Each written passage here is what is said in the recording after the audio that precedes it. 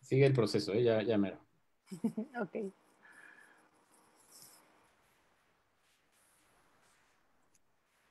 Salud, amiga. Ya están, ¿eh?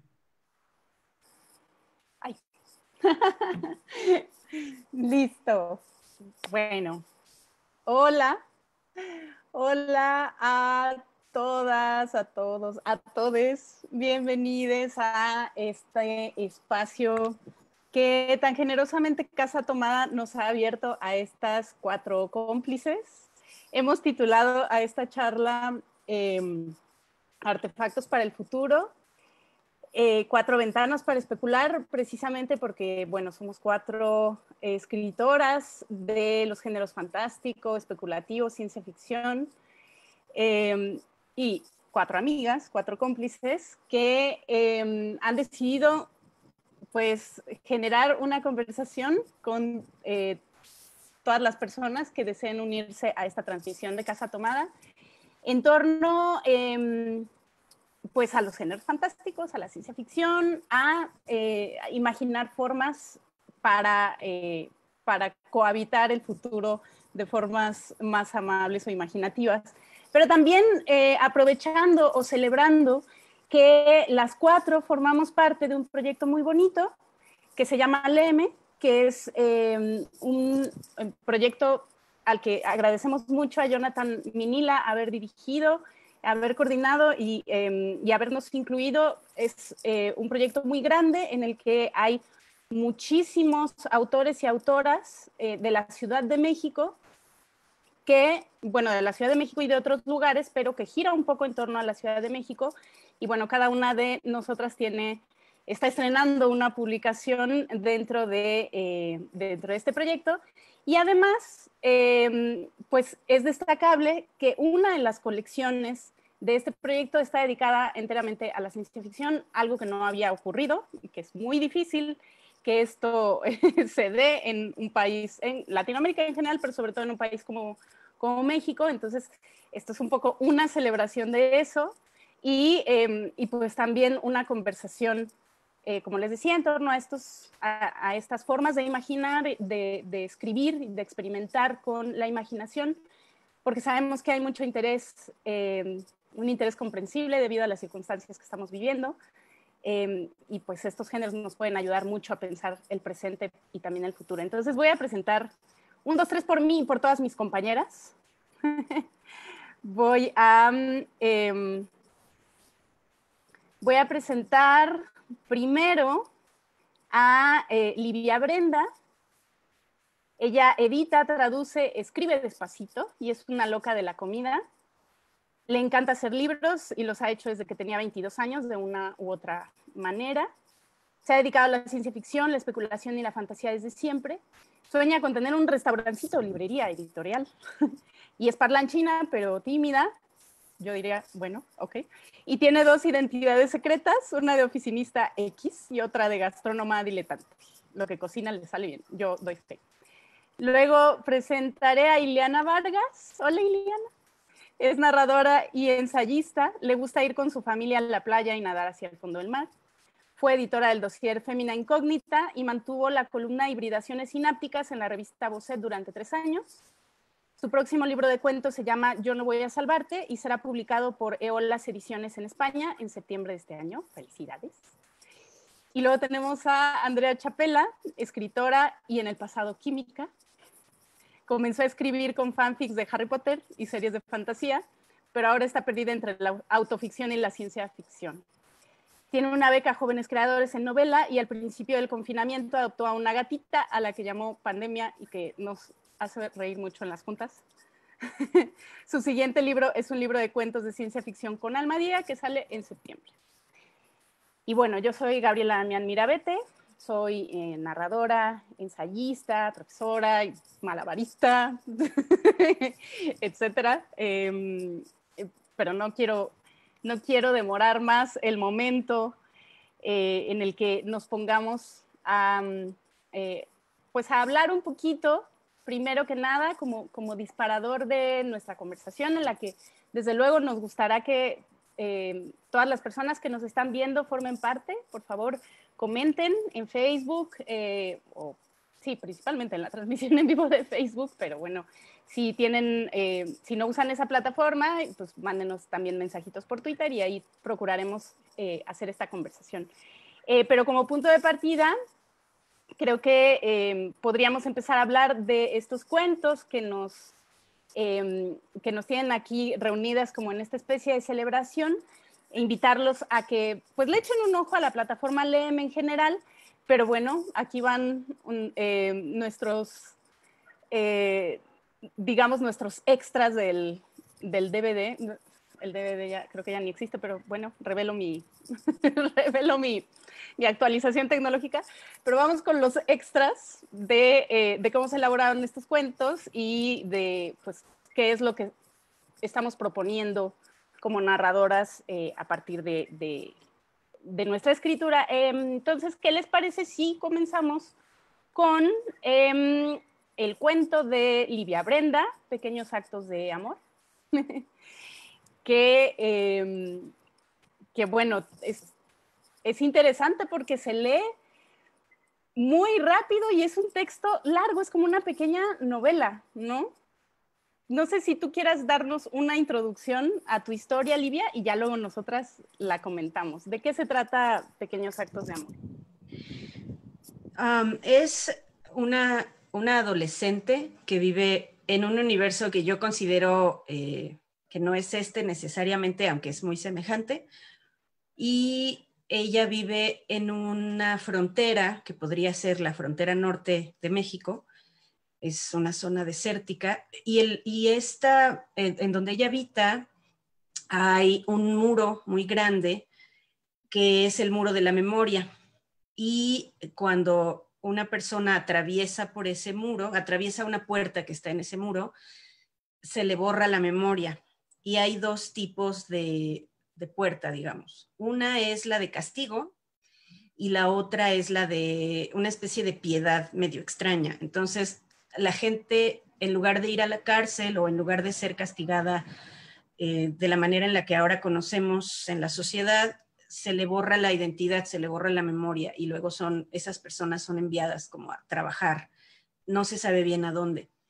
Y Lía es una mujer que llega a este pueblo, que es la protagonista vive en una posta, y esta posta sirve para que haya como repuestos de comida y así, de transporte y tal, de la gente que pasa por el muro. Entonces, este pueblito está situado exactamente como al lado del muro, y la chica que vive ahí narra toda la historia y ella va viendo todo lo que pasa y está como aprendiendo muchas cosas porque es muy joven.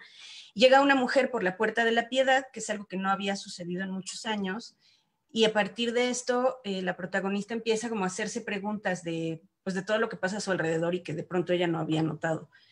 Y pues es un cuento, para mí es un cuento de ciencia ficción y esta idea del muro y de la memoria se me ocurrió hace 3, 4 años, una cosa así.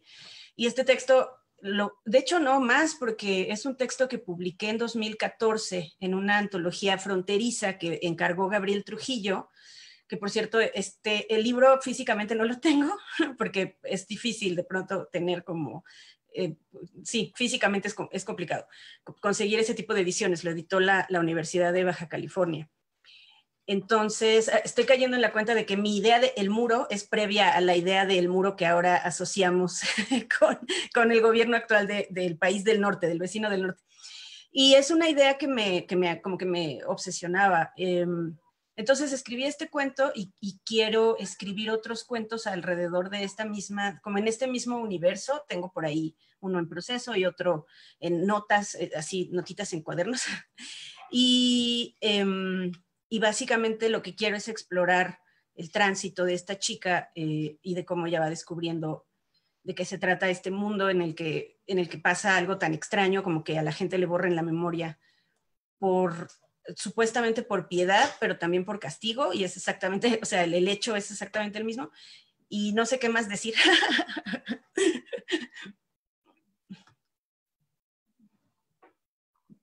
Si las demás tienen algo que decir justo ahora, pues adelante. Sí, supongo que podemos comenzar A a platicar. comentarlo, sí. Por parte de todo esto era que queríamos leernos entre nosotras. Nos reunimos todos los domingos, es algo que la gente debería saber, a hablar y a discutir los planes que les compartiremos después.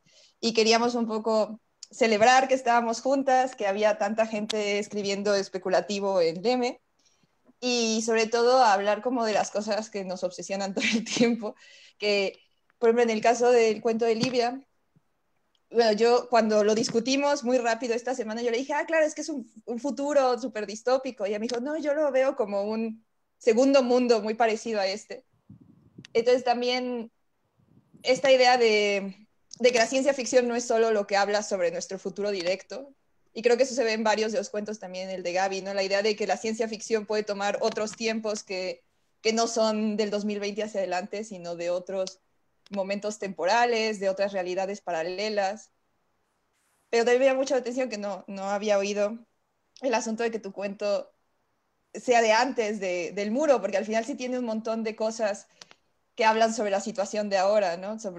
Y, y también una de las cosas que a mí me llamó mucho la atención del cuento fue la narradora adolescente que está escribiendo un diario. Entonces también es un cuento que habla mucho sobre el acto de escribir y el acto de contarse a uno mismo y tener que ir entendiendo quién eres y cuál es tu lugar en el mundo, sobre todo en este mundo tan terrible y que nos presenta Livia. Y como decía Gabriel, es un cuento bastante largo, pero como la voz es tan amena, uno va con ella, ¿no? Y quiere saber quiénes son las personas que la rodean, cómo funciona este mundo, qué es el archivo, y está entre esta cosa entre muy tecnológica y a la vez muy medio feudal. Entonces, también estos lugares de la ciencia ficción de permitir crear otros mundos en los cuales, pues cosas que nos preocupan habitan ahí y podemos un poco jugar con ellas, ¿no? Creo que esos son algunos de las cosas como que más me llamaron la atención cuando leí el cuento. A mí, cuando lo leí, no sé, como que muchas cosas me vinieron a la cabeza, sobre todo referencias cinematográficas, ¿no? Como que ya ven que yo tengo una extraña obsesión con eso. Y lo primero que pensé fue, claro, o sea, Livia está haciendo que se cumpla como el deseo de los personajes de la peli de... Ay, ¿cómo se llama? A ver, se me acaba de olvidar. Esta peli donde van y te quitan la memoria A la y... de El resplandor de una mente sin Ajá, recuerdos. exacto, Resplandor de una mente sin recuerdos, ¿no? O sea, fue lo primero que pensé. Yo dije, ¿cuántos de nosotros no hemos, es más, seguramente que lo deseamos casi cada día, ¿no? Como que alguien venga y nos quite ese pedacito que ya no queremos recordar nunca. Pero hay otra cosa importante también sobre la memoria. O sea, creo que si no fuera por todas estas cosas que vamos experimentando, ya sean buenas o terribles a lo largo de la vida y que quisiéramos olvidar, pero que se mantienen aferradas e incrustadas en nosotros, pues como que no habría un proceso de aprendizaje, ¿no? Entonces, a mí lo que me llamó mucho la atención del cuento fue justo ese, cómo se supone que el castigo es que pierdas la memoria y que entonces empiezas a ser como otro tipo de persona, pero que al mismo tiempo vas juntando, vas acumulando experiencias otra vez.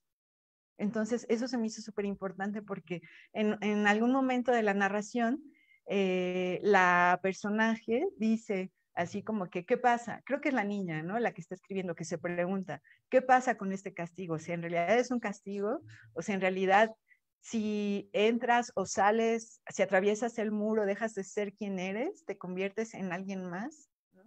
Entonces, finalmente la humanidad, el sentido del humano nunca lo pierden, ¿no? Como que es algo que se mantiene latente y hagan lo que hagan, vayan a donde vayan, eso va a perdurar. Entonces, eso a mí así como que me dejó como, es súper triste, ¿no? O sea, la verdad, así cuando no lo había leído, lo leí y me quedé así, no manches, qué cosa tan terrible, triste es esta. Y me gustó también la alianza que haces con las mujeres, ¿no? No lo he visto, no he visto así como muchos cuentos donde los personajes principales sean mujeres y que además entre ellas mismas se identifiquen y se atraigan y se ayuden sin conocerse, ¿no? O sea, como que sea algo instintivo. Eso me gustó mucho, como que fue el instinto lo que las movió, lo que fue moviendo sus fibras para decir, ok, vamos a ver quién eres, qué te está pasando y de qué forma te puedo ayudar. Entonces, me hizo pensar mucho en eso, ¿no? Como digo, bueno, ok, en una distopía, porque se me hizo una cosa distópica, no sabemos qué fue lo que pasó, no sabemos si es apocalíptico, no sabemos mucho, ¿no? Pero sí es otro tipo de sociedad en el que todo está muy separado, ¿no? Sí, me lo imaginé como muchas células de comunidades separadas a lo largo de distintos países. Entonces dije, qué curioso que aún así en ese tipo de distopías, en donde uno como sociedad tiene que reformularse, siga perviviendo esta cuestión de ir y escuchar la historia del otro para saber qué es lo que le está pasando y qué lo configura como ser humano en este momento de la vida en el que quién sabe qué es la vida, ¿no? Y lo relacioné mucho con lo que nos está pasando ahorita con lo del encierro y la pandemia, ¿no? O sea, como que digo, bueno, ok, ¿qué nos está reconfigurando a nosotras? O sea, todos estos meses, si no fuera por esas charlas de todos los domingos, de miles de horas, quién sabe qué seríamos a estas alturas de la vida, ¿no? O sea, fue muy curioso cómo se fue dando este proceso. Entonces, sí, me identifiqué mucho, así como dentro de la historia, identifiqué así como nuestra historia colectiva, y estuvo chido, así como que dije, bueno, ok, aunque sea en un futuro, en un presente que nos está hablando ya de un futuro que está sucediendo en este momento, o sea, ahora sí ya puedo decir, el futuro sucede a cada instante, ya es así como que aquí estamos y estamos tratando de reconfigurarnos cada día, ¿no? Entonces, Sí, esto que dice Ileana y que, bueno, que retoma esto que decía Andrea, ¿no? Como de nuestros domingos de Mexicona, que ya ahora, dentro de un ratito, explicaremos qué es eso de Mexicona, estén al pendiente. Tenemos muchos anuncios que hacer. Si a ustedes les gusta la ciencia ficción y la fantasía, por favor, quédense que vais a flipar. Esto que decía Ileana y que viene también como de esta idea de Andrea, como del refugio, es algo que a las mujeres nos importa mucho. Y nos importa de forma cotidiana y muchas veces inconsciente, y cuando nos hacemos conscientes de lo que implica ese refugio, de tenernos las unas a las otras, nos damos cuenta de la potencia que tiene, ¿no?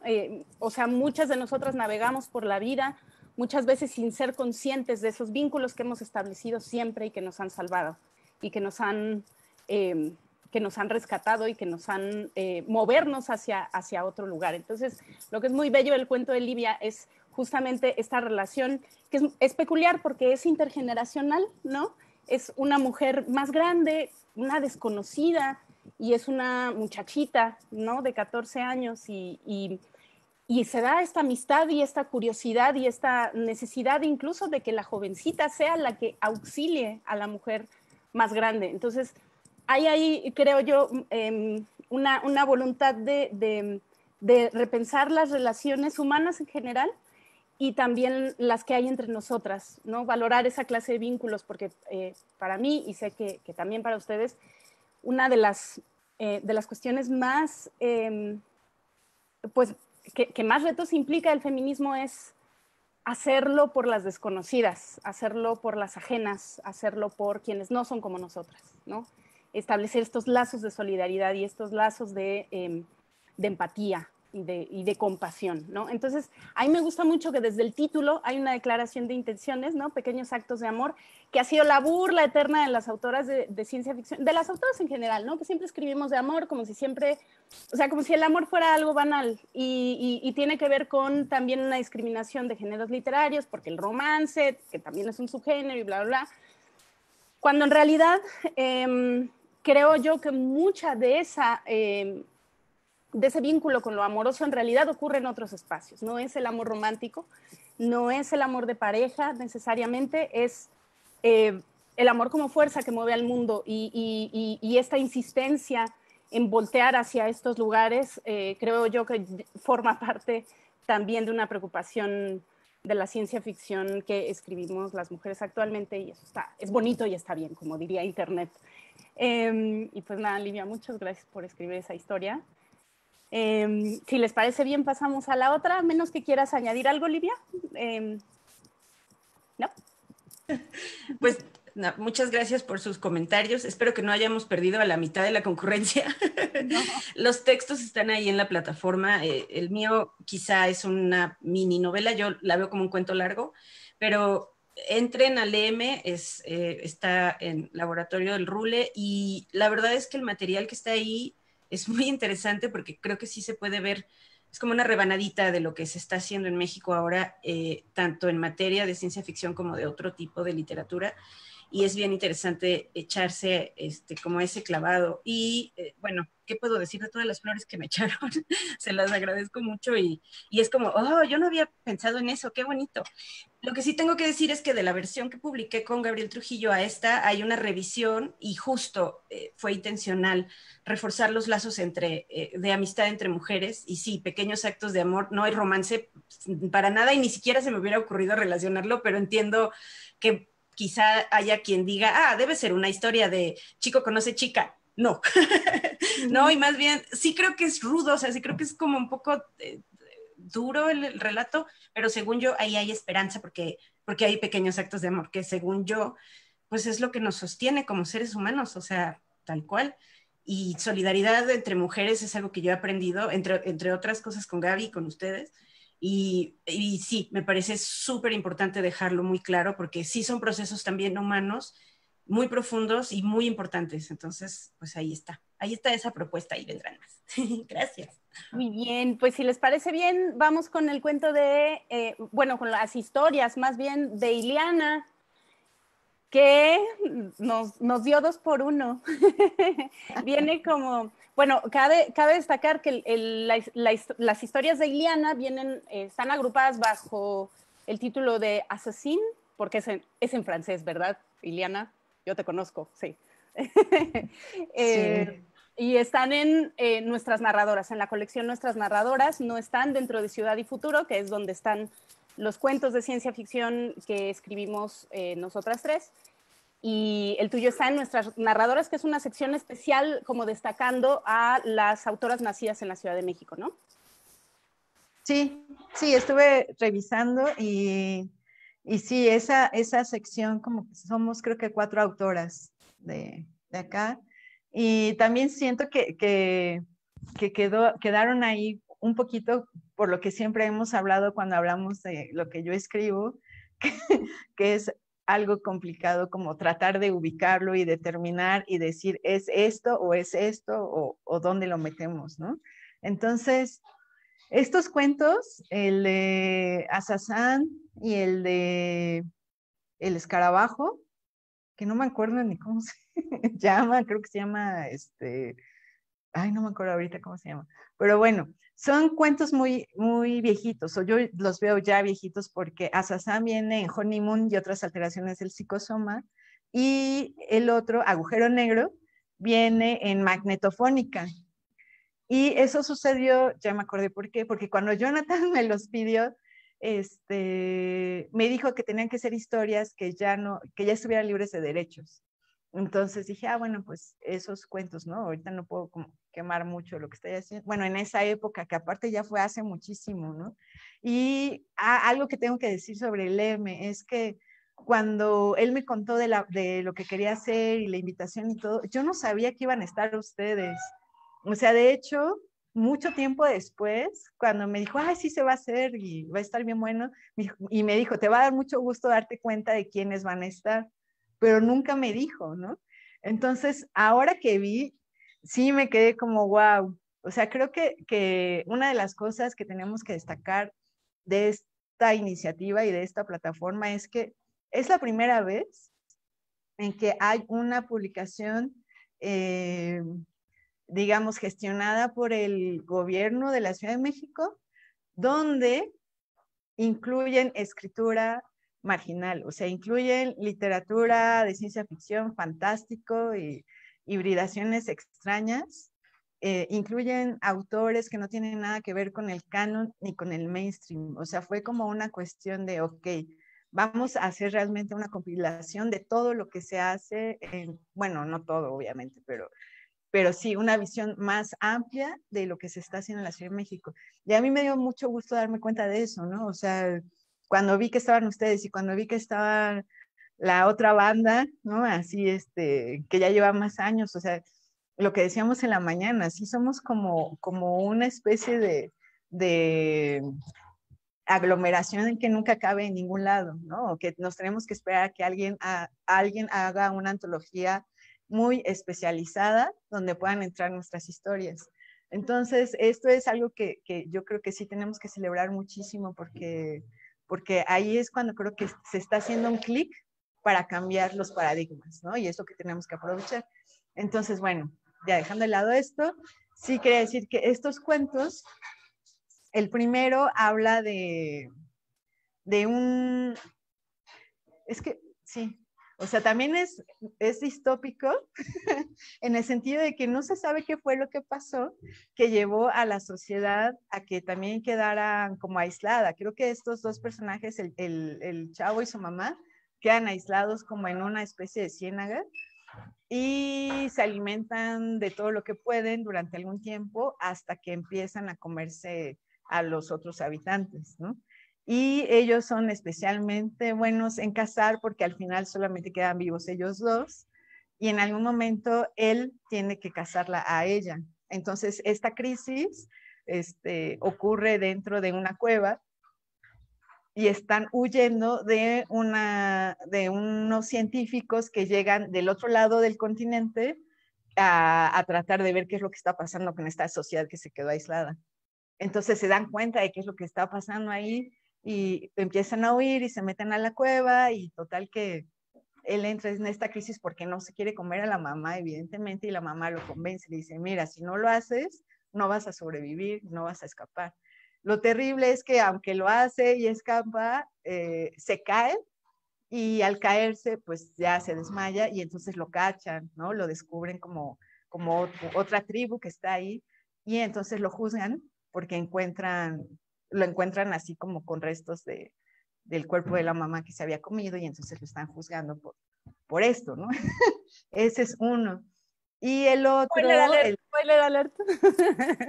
Seguramente, pues es que ya es muy viejito, ya ni siquiera... Bueno, ya, déjenme decirles que ese libro ya ni se consigue, ni siquiera yo lo he podido ya conseguir, entonces no les estoy arruinando nada porque ni lo iban a poder leer. Bueno, solo en la plataforma. Y bueno, el otro es ese otro cuento. También tuve una época en la que me obsesioné mucho con los insectos y sus poderes, según yo, extra paranormales y extrasensoriales, porque yo siento que los insectos sí están comunicados con otros tipos de dimensiones porque andan todo el tiempo como o en el aire o en la tierra y de ahí absorben otro tipo de sabidurías cósmicas para mí. Entonces, en esta historia pensé justamente en una especie de escarabajo, que no es un insecto exactamente, es un lepidóptero. No, un ortóptero. Ay, se me fue ahorita la palabra. Pero bueno, no es un insecto, es otra especie. Y yo pensé en una especie que fuera como de estos carroñeros, ¿no? Pero con una especie de veneno muy potente. Y entonces también sucede en un lugar que no sé exactamente dónde es, y eso pasa mucho con mis historias y me gusta muchísimo que así sea. Empieza a imaginarlas y a pensarlas, pero sin escoger un lugar geográfico específico. Solamente siento la imagen, siento el ambiente, siento muchísimo la atmósfera y los sonidos, pero no sé exactamente dónde es. Entonces, aquí yo tenía también como un sueño recurrente con un jardín, y es el jardín que pongo en el cuento, y este bicho, ¿no? Que llega y pica a un muchacho que está descansando muy inocentemente en el pasto, tomando el sol, y bueno, ya no les voy a spoilear esta vez porque, coleópteros, sí es cierto. No les voy a spoilear para que lo lean si es que no lo han leído. Este es más difícil de conseguir aún porque Magnetofónica fue un libro de un tiraje cortísimo, una edición artesanal, que si Honeymoon no se consigue, Magnetofónica menos. Entonces, pues qué chido que está ahí en Léeme. Y bueno, ya solo les diré algo, lo que le sucede a este personaje después de recibir la picadura del escarabajo, que aparte yo sé que eso no puede suceder, pero en mis historias pasan muchas cosas que en la vida real no pueden suceder, así que mucha gente me dice, pero es que ¿por qué imaginas cosas que no pueden suceder? Pues porque ese es el chiste, ¿no?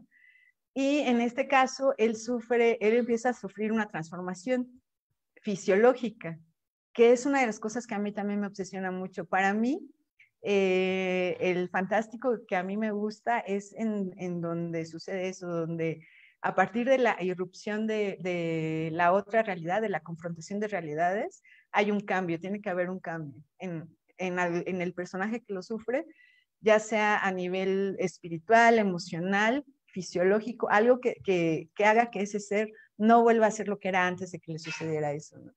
Entonces a este personaje le ocurre algo muy particular que también soñé alguna vez y fue también un sueño muy recurrente.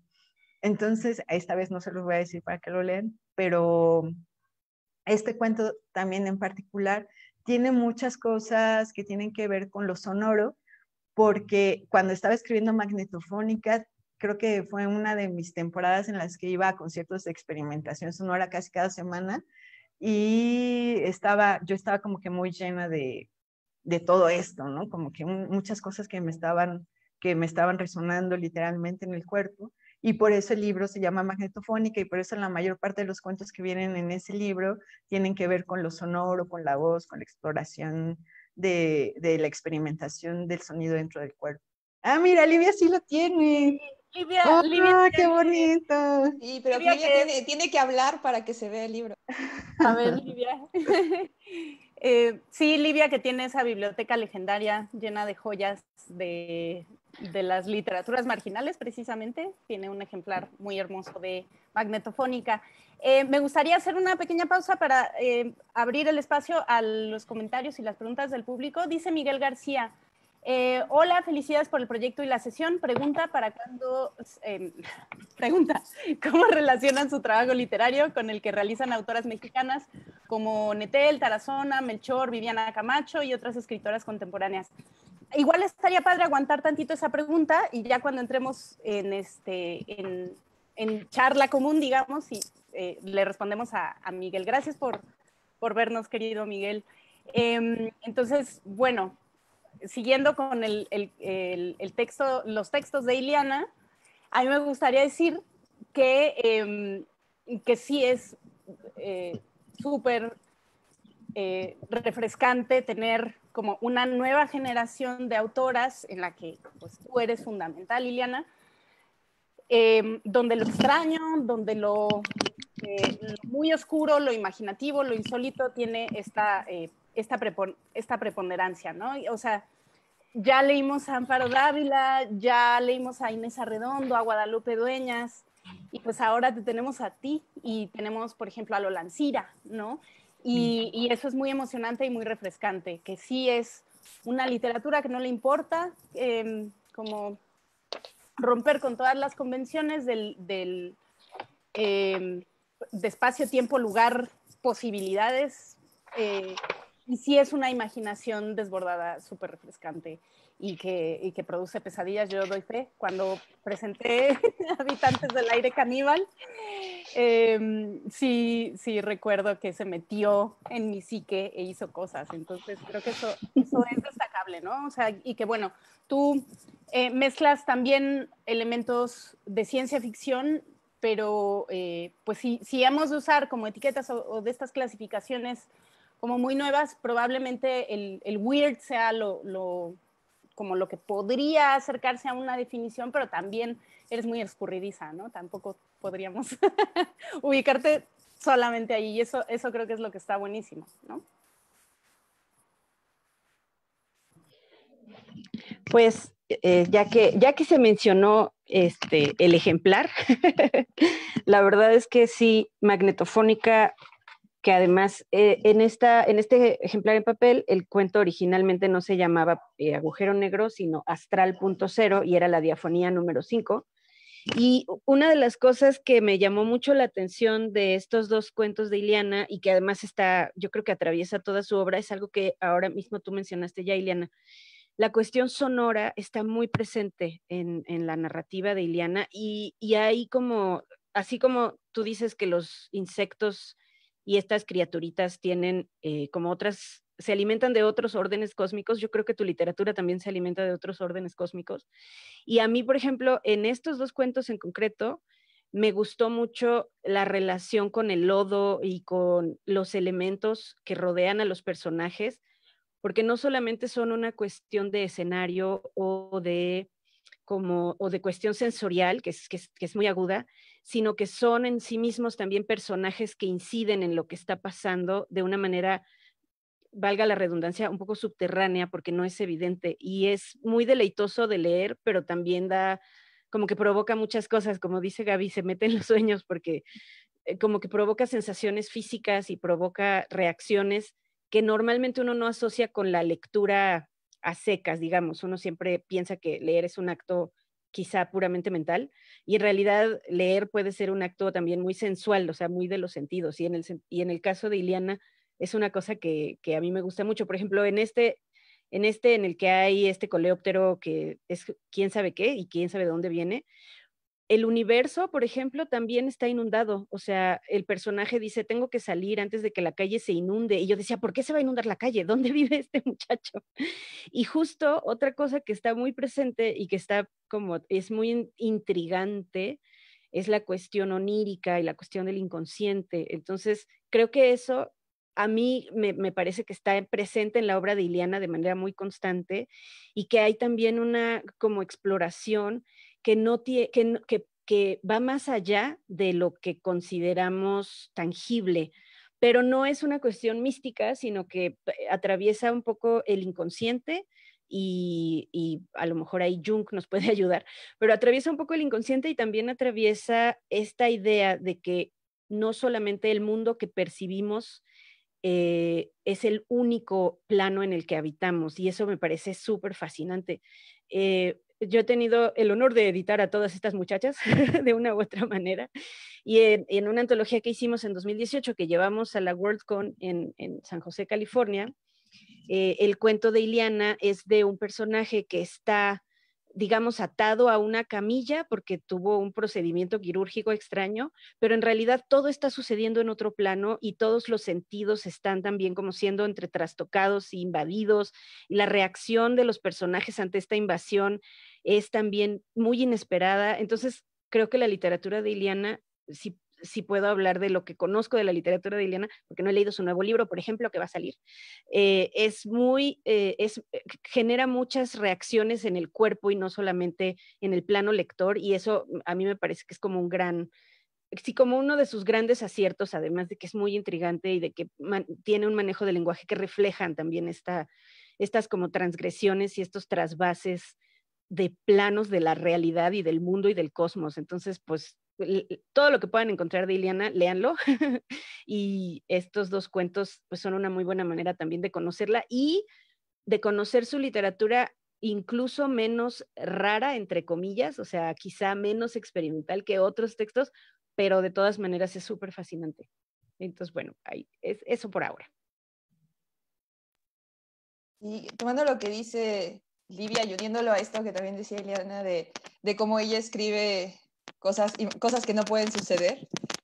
Y para mí, para comenzar, la literatura es un gran lugar y todos los lugares donde contamos historias son un gran lugar para contar cosas que no pueden suceder, porque contar lo que puede suceder, pues a lo mejor, al menos supongo que para nosotras tiene menos chiste. No creo que lo tenga precisamente, pero pudiendo contar cualquier cosa que imagines, teniendo esa posibilidad, yo creo que las cuatro elegimos la posibilidad. Y en el caso de Iliana, todo esto de lo weird y de lo raro, yo creo que sí, o sea, logra aterrizar en algo real o supongo que verosímil, por esa misma cosa que hablaba Livia de cómo es tan sensorial y de cómo tiene al final una atmósfera que es en la que te metes. Y, o sea, mucho del cuento del escarabajo no es sobre el escarabajo, sino es sobre toda la atmósfera que ese bicho un poco así Lovecraftiano, así más grande que todo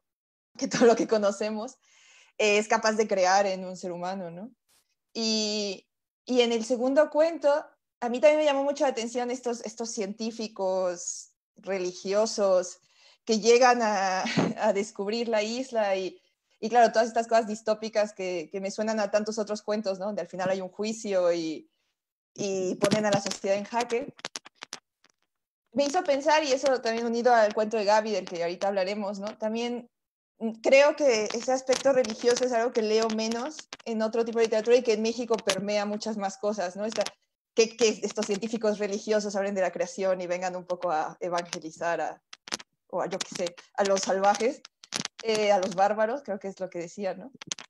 Y también entonces me llama la atención muchas cosas de las que hemos hablado sobre cómo todos estos géneros, como el weird, que al final es un género tan anglosajón, llegan a México y en manos de nuestras escritoras se transforman tomando cosas que hay aquí, ¿no? Que tienen que ver con la conquista, con nuestra historia, con el papel que ha tenido la religión para nuestro país y con todas las cosas raras que quiere decir vivir en México.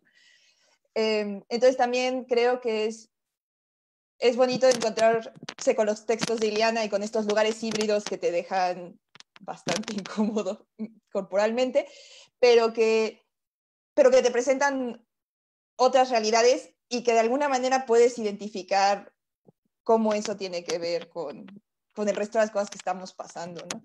Pero bueno, que eso llevará a la pregunta que nos hicieron más adelante.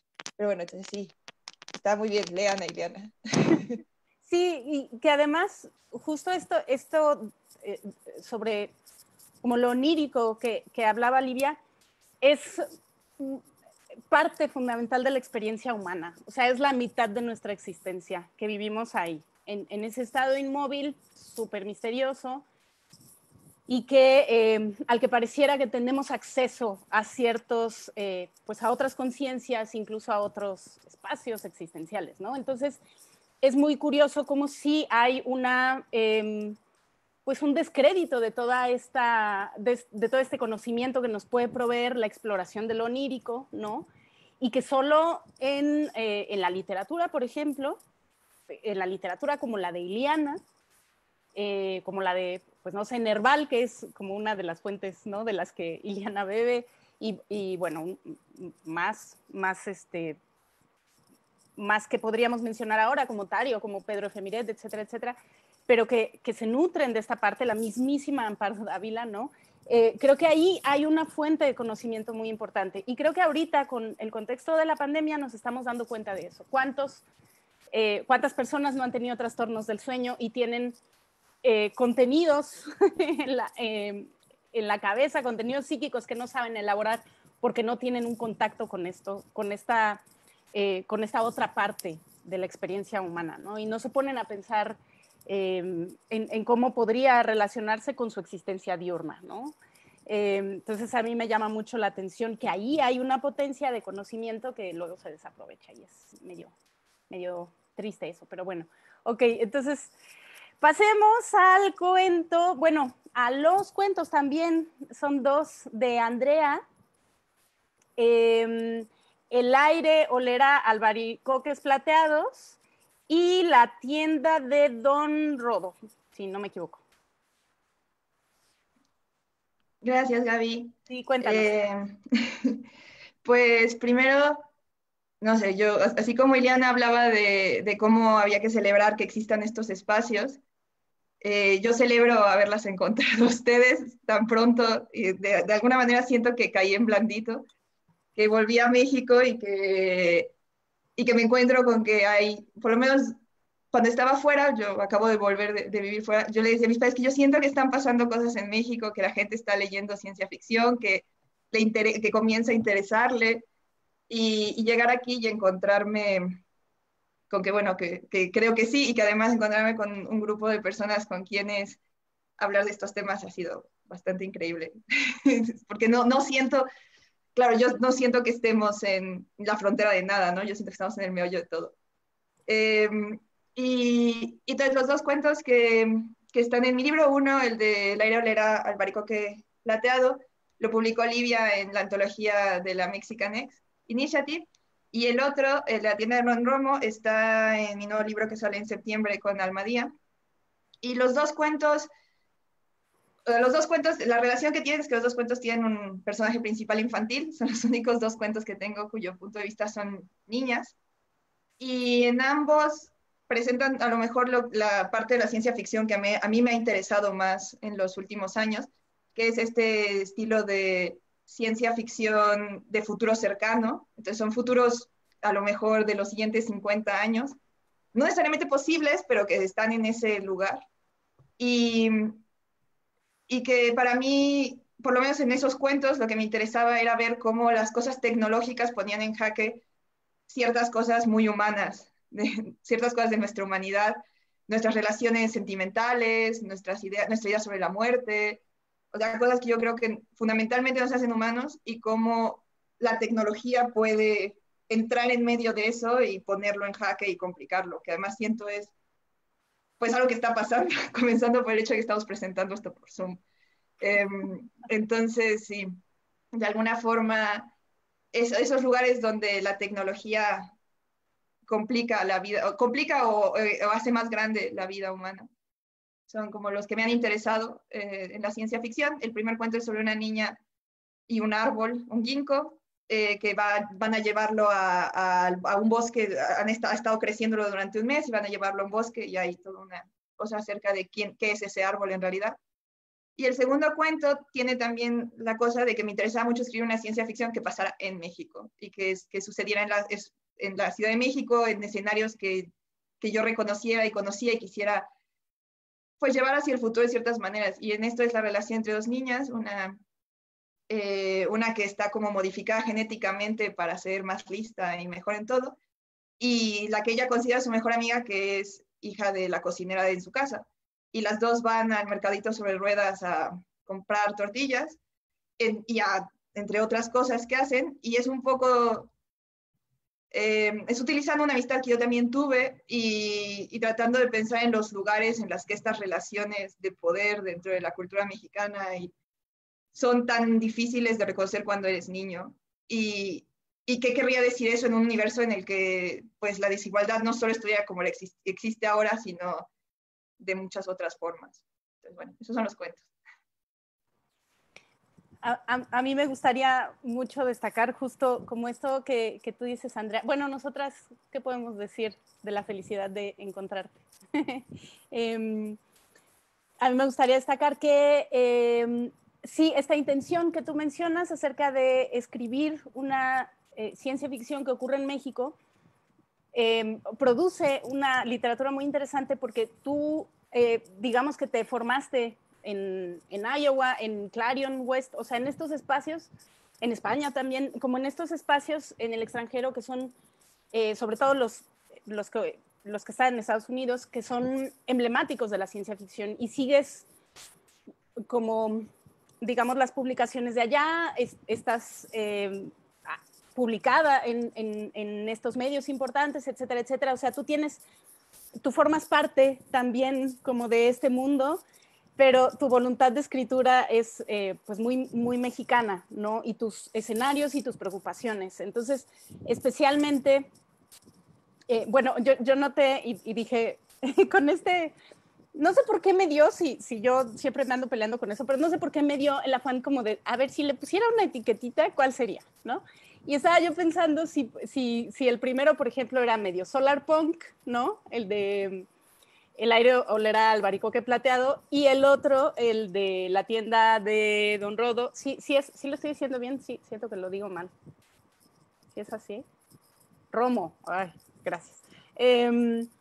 La tienda de Don Romo me dio la impresión de que era otra cosa, porque, o sea, como que es un cyberpunk, pero otro. Lo que pasa es que yo tengo problemas con el cyberpunk, ya todo el mundo lo sabe, que yo tengo mis, mis desencuentros con el cyberpunk, pero es muy útil como identificarlo y entonces me gusta identificar elementos cyberpunk en el tuyo y me entusiasma, que es muy bueno porque se plantea cuestiones de forma muy clara que son urgentes en ciertas discusiones en la literatura misma, ¿no? Como el tema del clasismo y el tema de cómo el clasismo, o bueno, de cómo la tecnología puede incidir en este control clasista, racista que impera en México, ¿no? Y que es pesadillesco, aunque esté revestido de estos objetos tan hermosos que describes, ¿no? Como pues este auricular que es como un accesorio vistoso, juguetón, pero que en realidad está alterando el cuerpo, los cuerpos de las personas y las está sometiendo a un orden que es justamente del que nos gustaría escapar, ¿no? Entonces creo que eso es súper interesante y pues sí, creo que aunque existe esta influencia muy marcada como de los géneros anglosajones o de la literatura anglosajona, que igual al ratito platicamos quiénes nos gustan y así, ¿no? O de con quiénes sentimos afinidad. Sí hay una ciencia ficción muy mexicana que es muy también, pues, nueva y potente, ¿no? Entonces será muy emocionante ahora que salga el libro de Andrea Almadía. Pues sí, de acuerdo, sí a todo, sí a todo lo que dice Gaby. Yo creo que en ese sentido la ciencia ficción de Andrea sí hay una vuelta ya importante en esta dialéctica de, por ejemplo, de usar elementos mexicanos en la ciencia ficción o de situar la ciencia ficción en México, porque, bueno, cuando salió el legendario Premio Puebla en 1984, yo recuerdo que lo que escuchaba de la gente que estuvo ahí desde el principio, decían que a veces el jurado pedía que hubiera elementos mexicanos en la ciencia ficción, pero por ejemplo, había unas narrativas que tenían más que ver con una especie solo de decorado o con una especie de burla, ¿no? De, ay, chilaquiles en el espacio, jajaja. Entonces, en este sentido, la ciencia ficción de Andrea, en estos dos textos, sobre todo en el de la tienda de Don Romo, porque está el tianguis y están las tortillas, ¿no? O sea, hay comida mexicana ahí. Y también en un cuento como uno que se llama Como quien oye llover, que también se encuentra en línea, si lo quieren buscar, y que es un cuento muy precioso.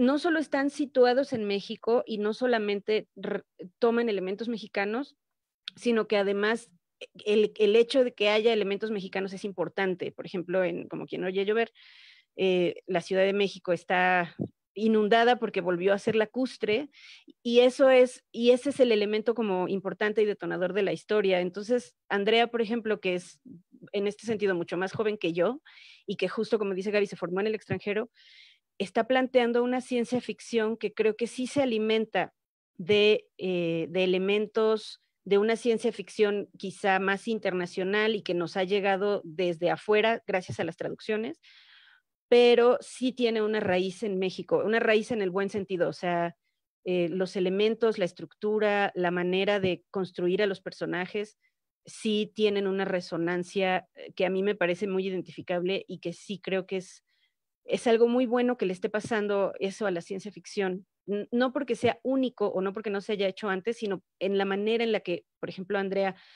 plantea los personajes, los lleva, los desarrolla, el lenguaje que usa y, por ejemplo, las personajes son mujeres, se comportan de una manera muy natural y muy fresca. En ese sentido, la narrativa de Andrea siempre me parece como muy luminosa, ¿no? A diferencia, por ejemplo, de otras narrativas que tienen elementos más darks, como decimos de broma.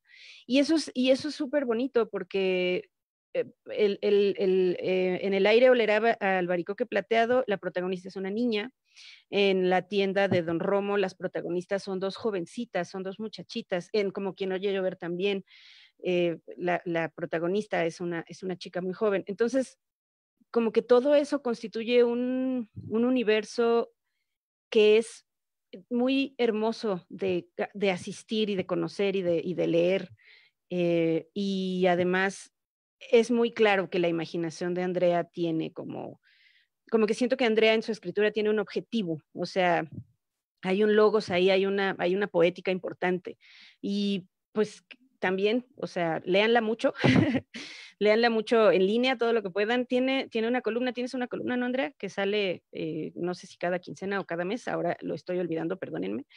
Pero bueno, si me pongo institucionalista, diría que Andrea es una de esas jóvenes voces a las que hay que seguir, porque vale mucho la pena. Y bueno, además todos los planes que tenemos, de los que ya les contaremos dentro de muy poquito. Yo quiero decir algo de los cuentos de Andrea. La primera vez que leí su cuento, que está incluido en la antología de A Larger Reality, lo leí en el avión cuando íbamos a la Worldcon. Y me acuerdo que me dio demasiada tranquilidad. O sea, yo iba toda nerviosa porque era la primera vez que iba a Estados Unidos. Iba con Livia, creo, ¿no? Íbamos las dos en el avión. Y iba súper nerviosa porque no hablo bien inglés, no sabía cómo me iban a interrogar y todo. Y estaba leyendo la antología y cuando leí tu cuento, sentí así como una atmósfera súper de paz. Creo que porque vi algo que yo me había imaginado desde hacía tiempo, pero que decía, ay, no, eso no, otra vez, eso no puede pasar, o falta mucho como para que eso suceda. Y últimamente he estado viendo anuncios, seguramente ustedes también, donde dice que ya hay procedimiento. Ay, no sé si voy a hacer un spoiler. Ay, ¿lo digo? Bueno. Hay procedimientos como los que se ven en el cuento. Exacto. Ay, perdónenme, soy terrible para esto. Pues sí, hay esos procedimientos.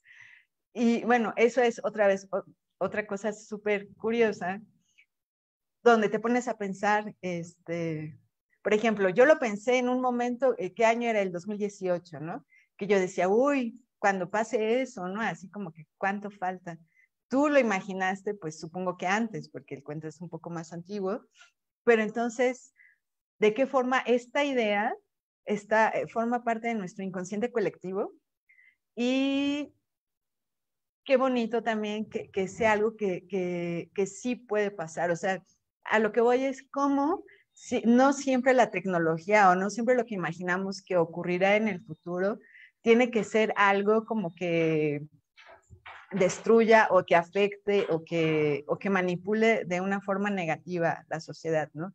O sea, se supone, no sé si exista como la buena ficción, la ciencia ficción de los buenos y la ciencia ficción de los malos, y por lo general hay una idea de como que la tecnología va a llegar a terminar de deshumanizarnos, ¿no?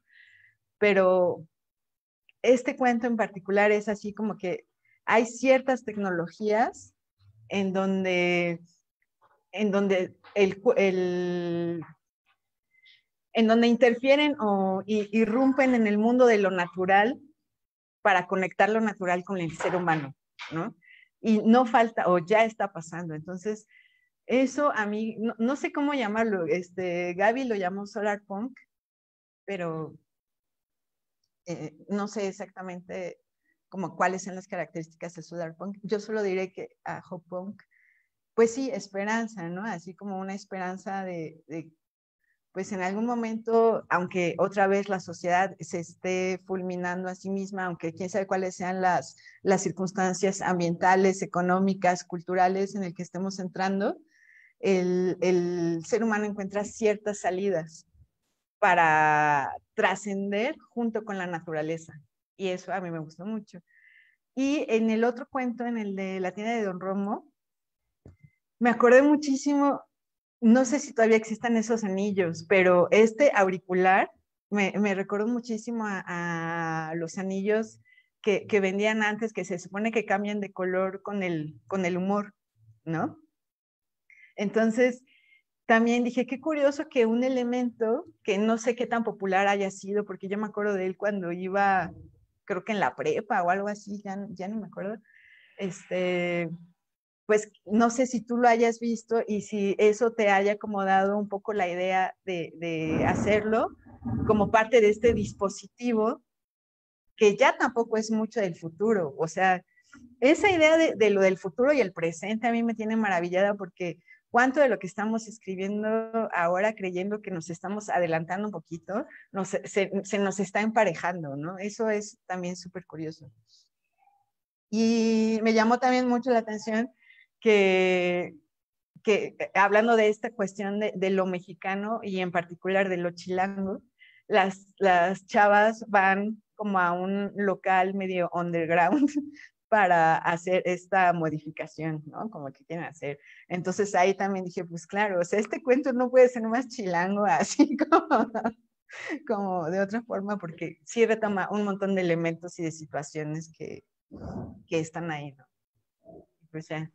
Chilango cyberpunk, ¿no? O sea, la plaza de la Exacto, computación. chilango cyberpunk.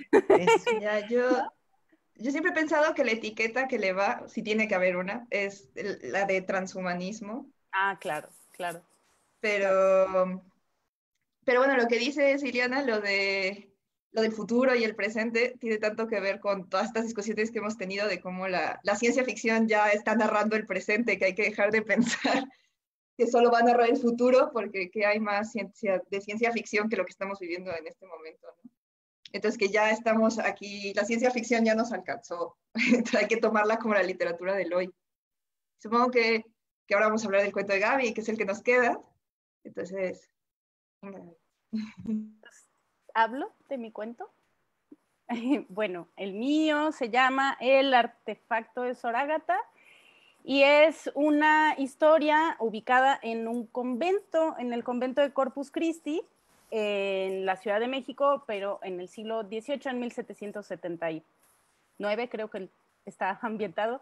Y es que, bueno, a mí me resulta muy fascinante el pasado, ustedes que me conocen ya lo saben, y creo que la ciencia ficción es una cuestión también muy de revisitar el pasado y de tratar de acomodar algunas cosas respecto a nuestra historia, ¿no? Entonces me interesaba mucho retomar el convento como un escenario porque los conventos novohispanos, los conventos pues a lo largo de toda Latinoamérica en esa época eran centros productores de conocimiento. O sea, en general, como que hay que recordar que digamos, esta idea como de la educación, tanto filosófica como, bueno, la culturización religiosa, pero también la producción de ciencia, ocurría dentro de estos espacios y las monjas no eran la excepción. Pues ahí tenemos a Sor Juana, ¿no? Que era pues una productora de conocimiento también y entonces me interesaba mucho retomar este espacio y revalorar la experiencia de las monjas, que son pues un grupo tremendamente marginal en la literatura, pareciera que no tienen nada interesante que contar, pero por Dios es un grupo súper queer, súper lleno de posibilidades, porque muchas veces eran mujeres que huían literalmente de sus contextos y que dentro de estos lugares podían hacer lo que se les diera la gana. Desde conocer hasta conocer, digamos, adquirir conocimientos a través de los libros que les dejaban leer o que ellas mismas se agenciaban y podían leer en lo oscurito, digamos,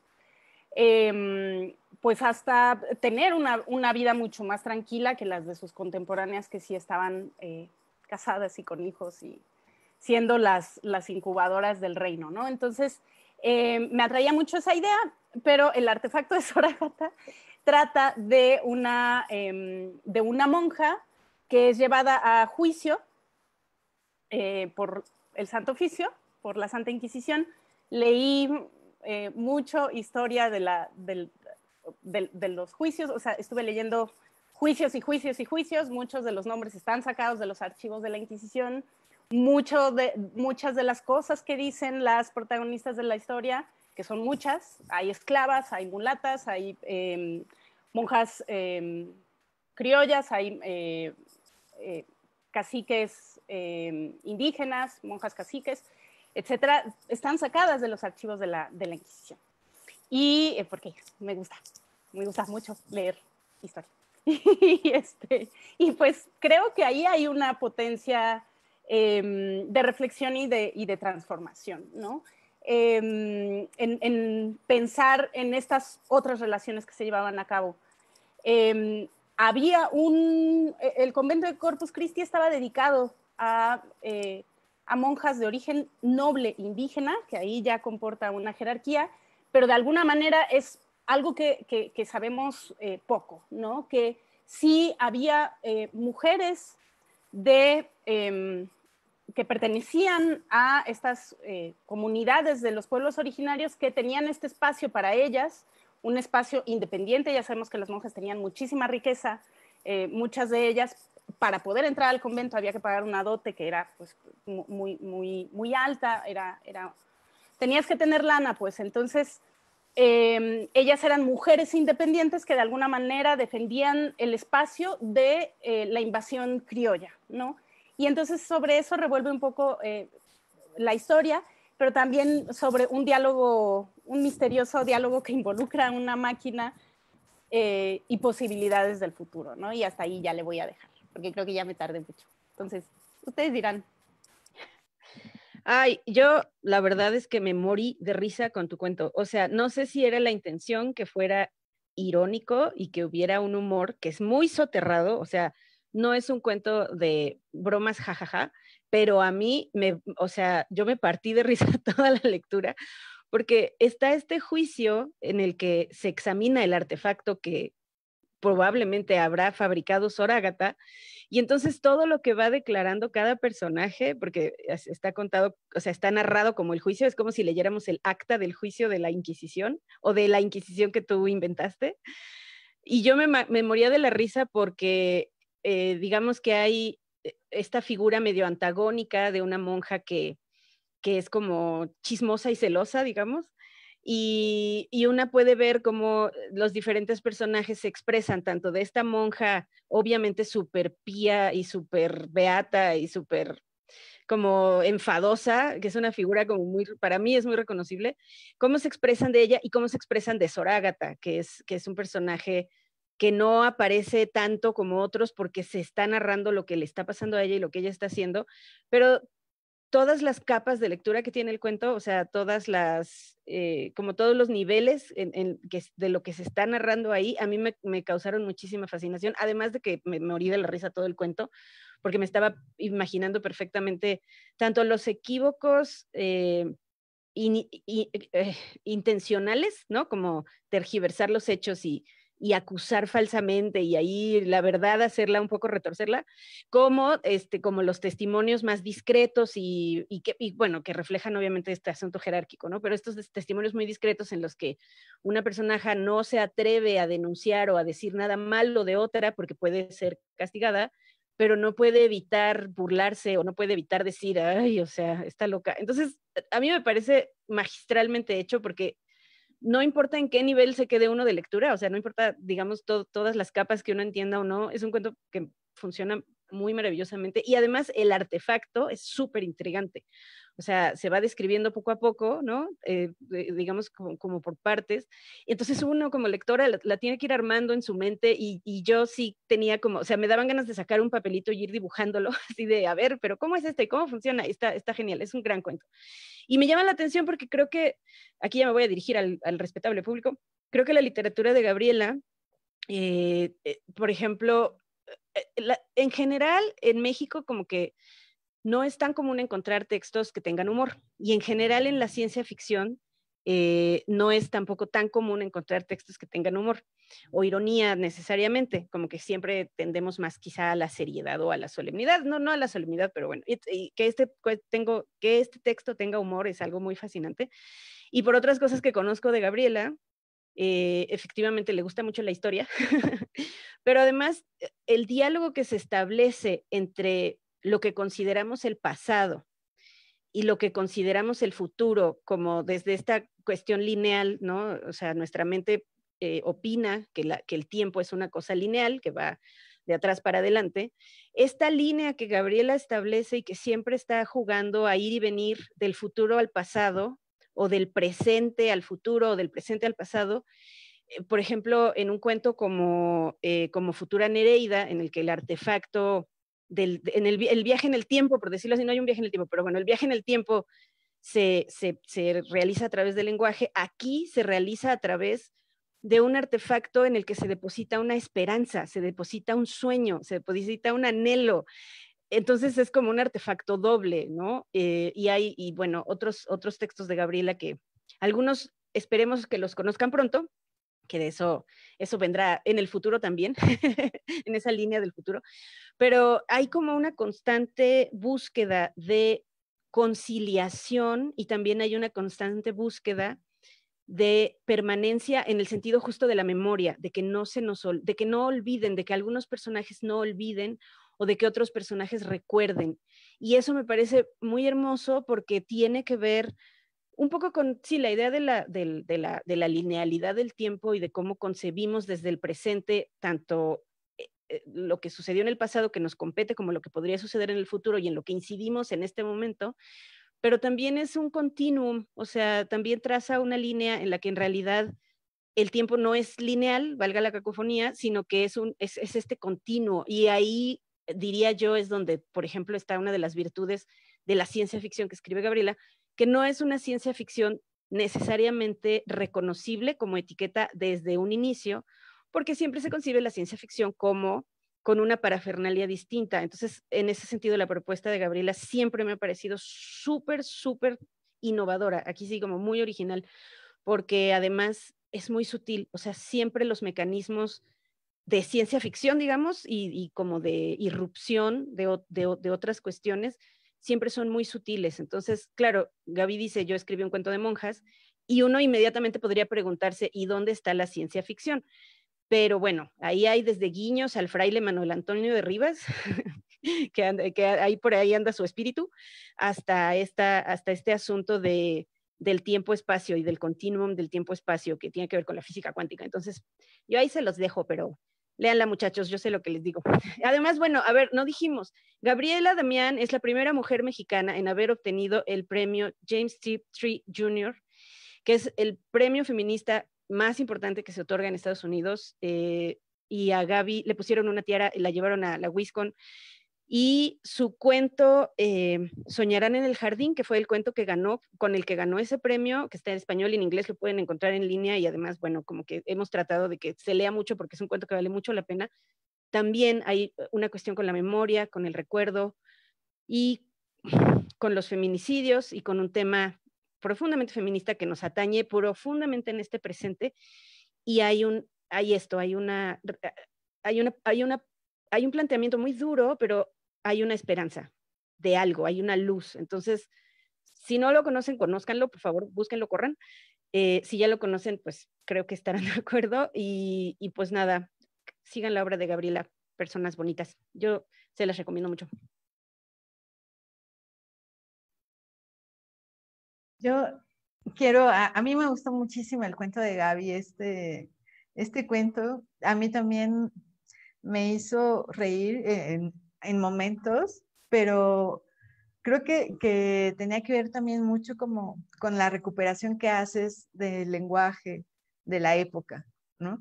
Y cómo ambientar eso, o sea, como imaginarme lo que estaba pasando, imaginarme a todas estas personas haciendo sus declaraciones, pero usando esos lenguajes, y en esos momentos y siendo observados por todos, como que sí me daba así como que me daba mucha risa, porque es como estar en dos espacios al mismo tiempo, estar en dos lugares al mismo tiempo, y porque me gustó mucho el juego que hiciste para ir adivinando la historia, ¿no? Esta cuestión de que fuéramos descubriendo lo que había pasado a través de las testificaciones de las otras monjas y el monje loco, estuvo buenísimo. Y no sé, todo el tiempo estuve pensando como en mis referentes, que creo que ya habíamos platicado de eso, pero no puedo evitar decirlo, ¿no? O sea, pensé mucho en Alucarda, por ejemplo. O sea, pensé mucho como en estas historias donde hay monjas, hay claustros, hay monjes, donde tiene que ver un poco estas figuras religiosas supuestamente intocables y supuestamente perfectas en su creencia, pues, en su fe. Cómo mientras más perfecto tratan de ser, más asideros o más conexiones con lo ominoso o con lo extraño pueden tener, ¿no? A mí eso me gusta muchísimo. Y desde que leí el título dije, pues claro, la Sor Ágata ha de haber inventado una cosa rarísima, así con la que seguramente viajó. Yo lo primero que pensé, así fue, viajó al futuro y a lo mejor se le apareció ese que dicen que era el niño Dios, o no sé quién se supone que una de las monjas ve. Dije, seguramente era alguien que venía del futuro, no sé, o sea, me gustó que daba como para que uno fuera detonando la imaginación con las posibilidades, y cuando llegas al final dices, no era eso, ni esto, ni esto, ni esto, pero está chido lo que es al final, ¿no? Entonces eso también me gustó mucho. Y me recuerdo, bueno, yo también tengo un par de historias que hablan no precisamente de monjas, sino de abadesas. Y eso es también porque tuve una época, o no sé si, no, sí, ya, como que ya se me pasó un poco, pero a mí me llama mucho la atención esta cuestión de los raptos místicos, ¿no? Sobre todo de las abadesas y de esta Hildegard von Bingen, ¿no? Y me llama mucho la atención justamente porque lo relaciono un poquito como con el proceso creativo, ¿no? Ellas llegaban al trance, al rapto místico, a la comunicación directa con algún ser supremo a través de un proceso de resistencia corporal, ¿no? Así como que torturaban su cuerpo para llegar a ese instante y tener una especie de comunicación, y entonces a través de esa comunicación les era dado un mensaje para sus trabajos, ya fuera ahí como en la abadía o en el campo o con la literatura o con la música, cualquier cosa a la que se dedicaran. Pero yo siento que eso también tiene mucho que ver como con el proceso creativo de la escritura, en el sentido de que no es precisamente que una entre en trance, pero creo que sí entramos en unos estados sensoriales muy distintos, ¿no? Y muy curiosos, y como que sí recibimos ciertas cuestiones que vienen quién sabe de dónde y que son las que nos están impulsando a escribir. Y precisamente el hecho de que sea sobre fantástico o sobre ciencia ficción, como que hace por eso hace que cada una de estas cosas sean tan particulares. O sea, ahora viéndolo como un poquito de una forma más general, todos los cuentos de los que acabamos de hablar ahorita de nosotras son súper distintos, ¿no? Y eso está buenísimo porque aunque nos conocemos y somos amigas y estamos como en los mismos contextos, no hay como una homogeneidad, ¿no? Y eso era algo de lo que hablábamos ayer también, por ejemplo, con Cecilia Udave, ¿no? Que no es que exista una sola forma de hacer fantástico, no es que exista una sola forma de hacer ciencia ficción, ni todos los géneros que crean híbridos dentro de esta escritura, ¿no? Y el hecho de que haya tantos tipos de personajes y tantas formas de abordarlo es lo que siento que lo enriquece más, y creo que es lo que estamos construyendo, ¿no? Lo que decíamos, como una especie de identidad a partir de cada escritura, ¿no? Que puede formar parte de un todo, que es un tipo de ciencia ficción, o un tipo de fantástico, un tipo de horror, un tipo de terror, ¿no? Pero que toma como prestado de cada uno de estos elementos para crear una propuesta particular. Y ya me eché un chorote, perdón. Pero es muy interesante el chorote, porque, sí, bueno, por un lado, para mí el humor también fue clave, además este humor como, no, el cuento no quiere ser gracioso, pero como ellas son graciosas, y oírlas quejarse una monja de otra y de llamarse, tener nombres por los que se llaman unas a otras y tratar de explicar cuál es su lugar en el convento es bastante simpático, entonces yo también me reí bastante. Y lo que dice Ileana y esto del humor me hace pensar también en una cosa que hablábamos la semana pasada acerca de de la ciencia ficción y de todo lo especulativo, y como dice Ileana, ¿no? Todas escribimos cosas muy distintas, y en realidad si vemos el panorama de la gente que escribe especulativo en México, que justo hablábamos que en Leme estamos desperdigados en casi todas las colecciones. Sí, está la colección específica de ciencia ficción, pero luego en todas las otras siempre hay alguien de estos que se sale de la normalidad, que le interesan estos lugares más híbridos en la temática, y que tenía que ver con cómo a veces, yo decía la semana pasada que estábamos hablando, que la ciencia ficción y la fantasía y todo son modos de escritura, ¿no? Son como una herramienta de la que una puede entrar y salir, ¿no? Que explicaría también, como en este cuento que parecería un cuento histórico que recrea un juicio de la Inquisición, de repente hay estos lugares, frases, momentos, imágenes que te llevan, sí, yo también lo leí como un cuento en el que había viajes temporales y que seguro ella se estaba comunicando con el futuro y cosas así, y bueno, al final tampoco es decepcionante que no sea eso, pero permite toda esa conversación que Gaby genera a propósito. O sea, Gaby conoce muy bien la ciencia ficción y sus formas y sus expectativas, y en conversación con qué está. El ruido en mi micrófono es que está lloviendo, pero creo que ya paró. Es que me están diciendo que se oye raro, perdón. Y entonces Gaby conoce muy bien cuáles son los modos de la ciencia ficción y cómo hacer que entres en ese pensamiento. Y entonces siento que al final lo especulativo es mucho más grande, ¿no? Que aquí nosotras somos una muestra, pero que se presenta dependiendo de la imaginación de cada persona, y que a nosotras nos gusta encontrarnos y leernos y buscarnos, en parte por eso, en parte porque es tan distinto y presenta tantas posibilidades, como hablar del pasado, hablar de otros mundos. Entonces, a mí el cuento me pareció fascinante y me encantó. Y vamos como entrando a un momento en el que deberíamos ir moviéndonos, y estaba yo leyendo, tenemos 3 preguntas que nos han puesto. Sí, son las 8:24. Y entonces hay 3 preguntas que además sirven de perfecto puente para que hablemos de nuestras conspiraciones literarias, como me gusta llamarlas a mí. Entonces, puedo leer las 3 preguntas, y sí, yo creo que entre nuestros planes van a responderse un poco, ¿no? Que ya había leído la de Miguel García acerca de cómo relacionamos nuestro trabajo literario con otras autoras como Netel, Tarazona, Melchor y Viviana Camacho. Tiene muchísima relación, ahora les contaremos cómo hemos obligado a que se relacionen con nosotras.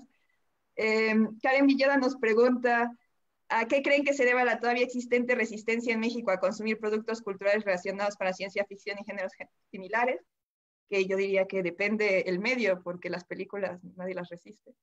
Y por último, nos preguntan muy grande si existe en México, si nosotros tenemos una agrupación de mujeres escritoras de ciencia ficción en México que se dedique a visibilizar este género, como lo hace La Nave Invisible en España o La Ventana del Sur en Chile. Alguien contestó que El Cúmulo de Tesla podía ser algo así, pero bueno, preguntan porque sería genial establecer vínculos y hacer redes de escritoras de géneros a través de agrupaciones. Y con estas 3 preguntas maravillosas podemos anunciar que tenemos 2 grandes e inmensos proyectos que hemos ido generando desde antes, desde que nos hicimos súper amigas en el 2018, pero que se han cristalizado y solidificado durante la pandemia en estas conversaciones de domingo de las que siempre hablamos. Y podemos comenzar a lo mejor por la antología, ¿no? ¿Alguien quiere hablar de nuestra idea de cómo hacer que todas las escritoras escriban ciencia ficción?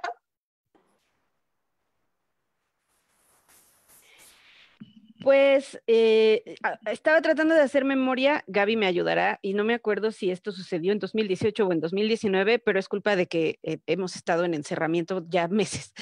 El caso es que en 2018 o 2019 se acercaron a Gaby y a mí y nos dijeron, oigan, ¿por qué no hacemos una antología de mujeres de ciencia ficción que escriban de mujeres mexicanas que escriban ciencia ficción? Y nosotras dijimos, sí.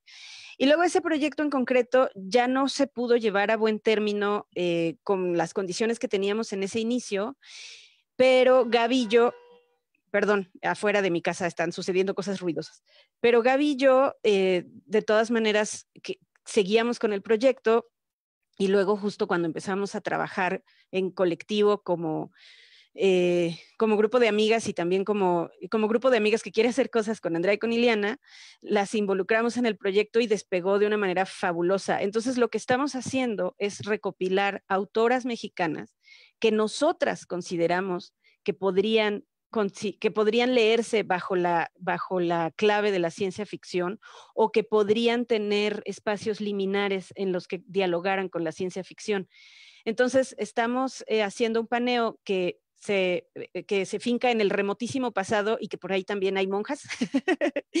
Y estamos retomando textos del siglo XX y estamos ya invitamos, de hecho, a varias autoras que en este presente continuo están escribiendo, muchas de las cuales no se consideran a sí mismas de ciencia ficción, pero justo les dijimos, queremos que respondan a una cuestión súper específica porque queremos hacer una recopilación.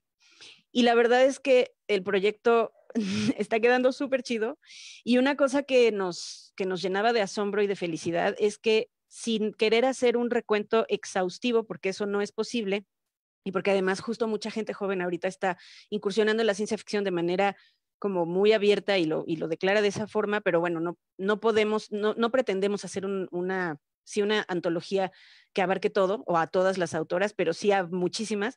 Teníamos más o menos 50 nombres. Y eso es algo que es asombroso porque como que nadie se lo imagina y porque todavía no nos deshacemos como del paradigma de que quienes escriben ciencia ficción son señores. Entonces, ha sido un proyecto súper bonito y estamos buscando casa editorial. O sea, es un proyecto que además hemos hecho nosotras mismas, por nosotras mismas, no tenemos ningún contrato, así es que bueno. Pero que mis compañeras hablen más de esto. Bueno, pues sí hay o sea, quizá si bien no tenemos una agrupación claramente con esa intención como la maravillosa nave invisible, que ojalá nos vieran, pero yo creo que es muy tarde para ellas, pero sí, la intención de este proyecto en el que estamos ahora y el que vamos a anunciar después de que hablemos de la antología, tiene la clara intención de hacer una recuperación de pues de esta literatura que sí han escrito, o sea, es decir, las mujeres siempre han estado dentro de la ciencia ficción, siempre. Y retomando esto que decía Livia, yo voy por ahí recibiendo cachetadas a veces por decir que Sor Juana es una de las precursoras del género de la ciencia ficción, por imaginar al cuerpo como una máquina y por imaginar esta cuestión de desgenerizarse para poder alcanzar el conocimiento, para poder desatarse de las limitaciones de su cuerpo femenino, etcétera, etcétera. Pero la cosa es, sí hay una intención muy patente de bienvenir también a autoras que tengan estas inquietudes y que no se atreven porque les han dicho que lo que escriben no es ciencia ficción. Y a muchas de nosotras nos pasó esto cuando empezamos a escribir. Y si de por sí es una literatura discriminada la ciencia ficción, ahora ser una mujer que escribe dentro de los subgéneros, dentro de los géneros populares en general, pero sobre todo dentro de la ciencia ficción, que está hipermasculinizada, ya no tanto, siempre ha sido difícil, ¿no? Entonces, nuestra intención sí es también esa claramente. Entonces, pues bienvenidas todas las que quieran dialogar. En ese sentido, me voy a permitir hacer un anuncio muy rápido. En agosto va a ser la segunda edición del curso que impartí gracias a la generosidad de Casa Tomada también. La mano izquierda de la ciencia ficción o la mano izquierda de las ficción especulativa, para quienes tengan miedo de decirle ciencia ficción, no tengan miedo, ya, díganle ciencia ficción. Entonces, eso ocurrirá en agosto y bueno, ya se estarán enterando, ¿no? Y ahí justamente lo que vemos son la obra de autoras del género, pero vemos a poquitas mexicanas, ¿no? Y la intención con este proyecto es hacer visible toda esa obra que es muy difícil de conseguir, de autoras mexicanas, reunirlas en este volumen también junto con esta bienvenida al género de otras autoras que están con esas inquietudes igualmente, ¿no?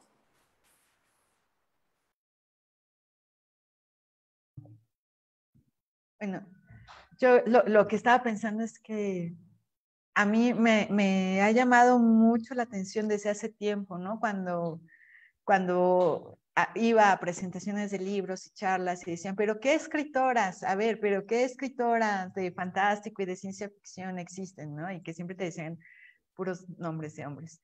Entonces, justamente en la columna de hibridaciones sinápticas, dediqué algunos textos a algunas escritoras o a algunas, y no solo escritoras, sino como gente que aborda estos temas desde otras perspectivas artísticas. Y ya después, cuando se acabó como el ciclo de la columna, fue que el editor de Bosset me propuso abrir lo del dossier, ¿no?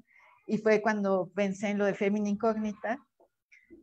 Y hablo de Fémina Incógnita porque siento, yo les decía, ¿no? Ayer así, como que es que yo siento que con lo que estamos haciendo con la antología, al menos ya se está materializando de otra forma cosas que se habían quedado en el aire, ¿no? Fémina Incógnita fue un dossier que estuvo activo durante un año y mi intención era justamente, era una convocatoria abierta para escritoras de lo fantástico, la ciencia ficción y pues lo especulativo, ¿no? Porque para mí lo especulativo abre como las otras categorías, ¿no? El terror, el horror, lo absurdo, o sea, es como que toda esta cuestión de los híbridos, que al escribir pues salen de forma natural. Entonces, la idea era justo esa, ¿no? Como rescatar, no rescatar, visibilizar escritoras de México y de distintas partes de Latinoamérica, y incluso llegaron algunas de España, ¿no? Y entonces yo estaba así como que súper emocionada porque dije, bueno, pues está funcionando, pero ¿en dónde, o sea, en qué va a quedar esto, ¿no? O sea, sentí también que era como solo una buena intención, como que realmente no estaba llegando tal vez a quien quería llegar. Y aparte, aquí voy a confesar algo que ya he platicado con ustedes y a lo mejor las demás personas no lo saben, pero yo decidí terminar con el dossier porque se trataba de una publicación en la que no se ofrecía un pago por los textos a las autoras. Y entonces, pues a mí la verdad, esa cuestión como de estar pidiendo cuentos y ensayos de a gratis, como que creo que desde hace tiempo hemos dejado de, hemos estado tratando como de hacer que el trabajo de la escritura se tome en serio de otra forma, ¿no? Entonces, pues esa fue mi manera de dejar clara mi postura y por eso ya no existe, pero existe lo que estamos haciendo con la antología. O sea, cuando ustedes nos invitaron, Andrea, a mí, a que nos uniéramos a esta cuestión de la antología, yo dije, wow, pues sí, o sea, a todas o sea, me vino a la mente, pues ustedes vieron, ¿no? Como que todos estos nombres de mujeres a las que he leído o con las que he convivido. Y pues, justamente con esto quería responder la otra pregunta que nos hacían hace ratito, qué relación creíamos que teníamos con la escritura de Daniela Tarazona y de Viviana Camacho. Bueno, dijeron varios nombres, pero yo en la particular encuentro mucha relación a Melchor, Tarazona, Camacho y Nettel. Yo admiro mucho a Guadalupe Nettel, la verdad, así como que sus cuentos, por ahí, por las cuestiones del cuerpo y las deformaciones y lo físico, a mí eso como que sí me atrajo mucho. Pero más que nada, con Daniela Tarazona, yo siento así como que hay demasiadas afinidades justamente por esta cuestión del uso del lenguaje, así como jugar con él, hacer algunos experimentos con las estructuras y entrar como en estas hibridaciones, ¿no? Como que la obra de Daniela Tarazona tiene mucho de ciencia ficción, pero no de una manera convencional. Y también hace uso como del horror del cuerpo y como de las transformaciones, las metamorfosis, las animalizaciones, ¿no? Así como que yo me siento muy cercana a ella por eso, ¿no? Y me dio mucho gusto que ella aceptara participar en la antología, por cierto.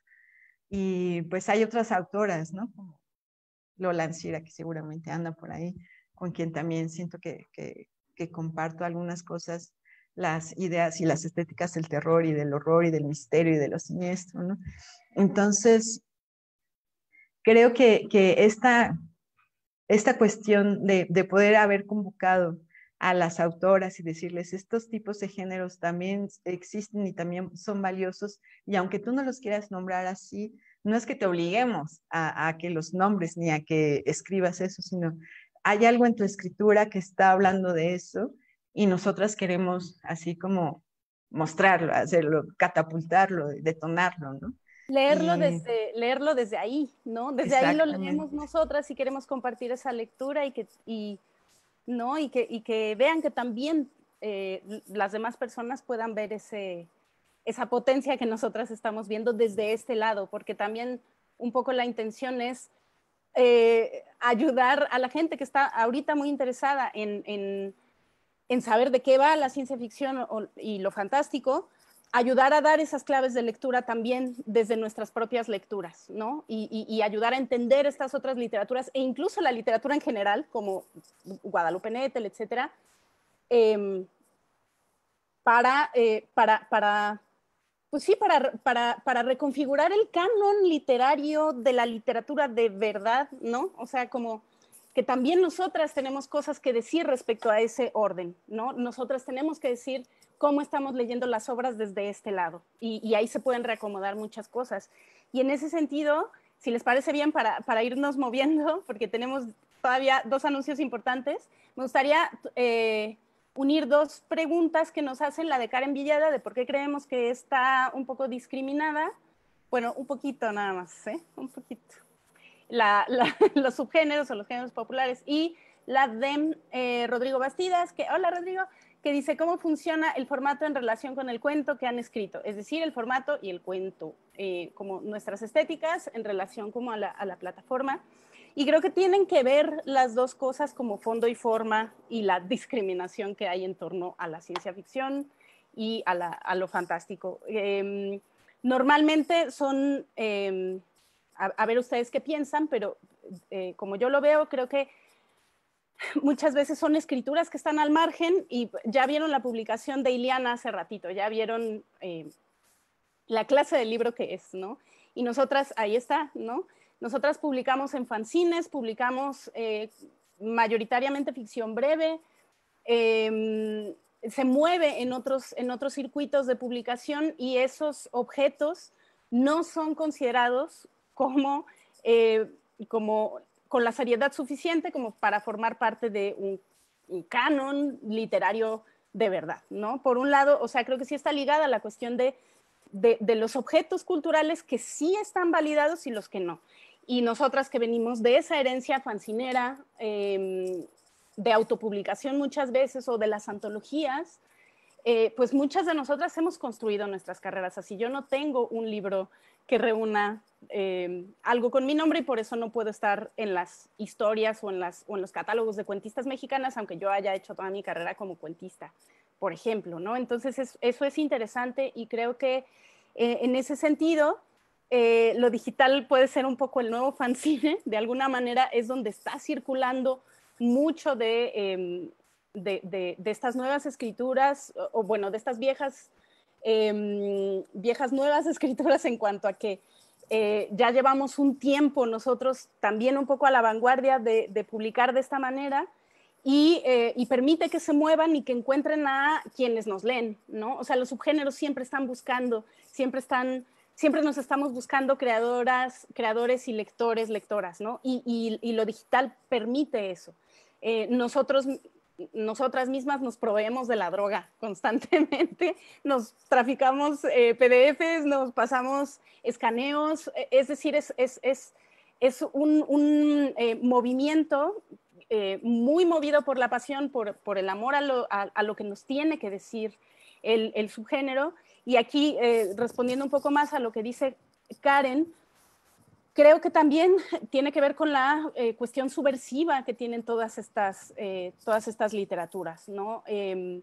Muchas veces empezó como parodia, el mismo monje, ¿no? El fray Manuel Antonio de Rivas escribió una parodia política de Yucatán y fue juzgado por la Santa Inquisición, y fue el considerado primer autor de ciencia ficción mexicana, ¿no? Entonces, hay algo que subvierte ese orden y hay algo que es incómodo y que se hace no con las herramientas de la educación, la academia,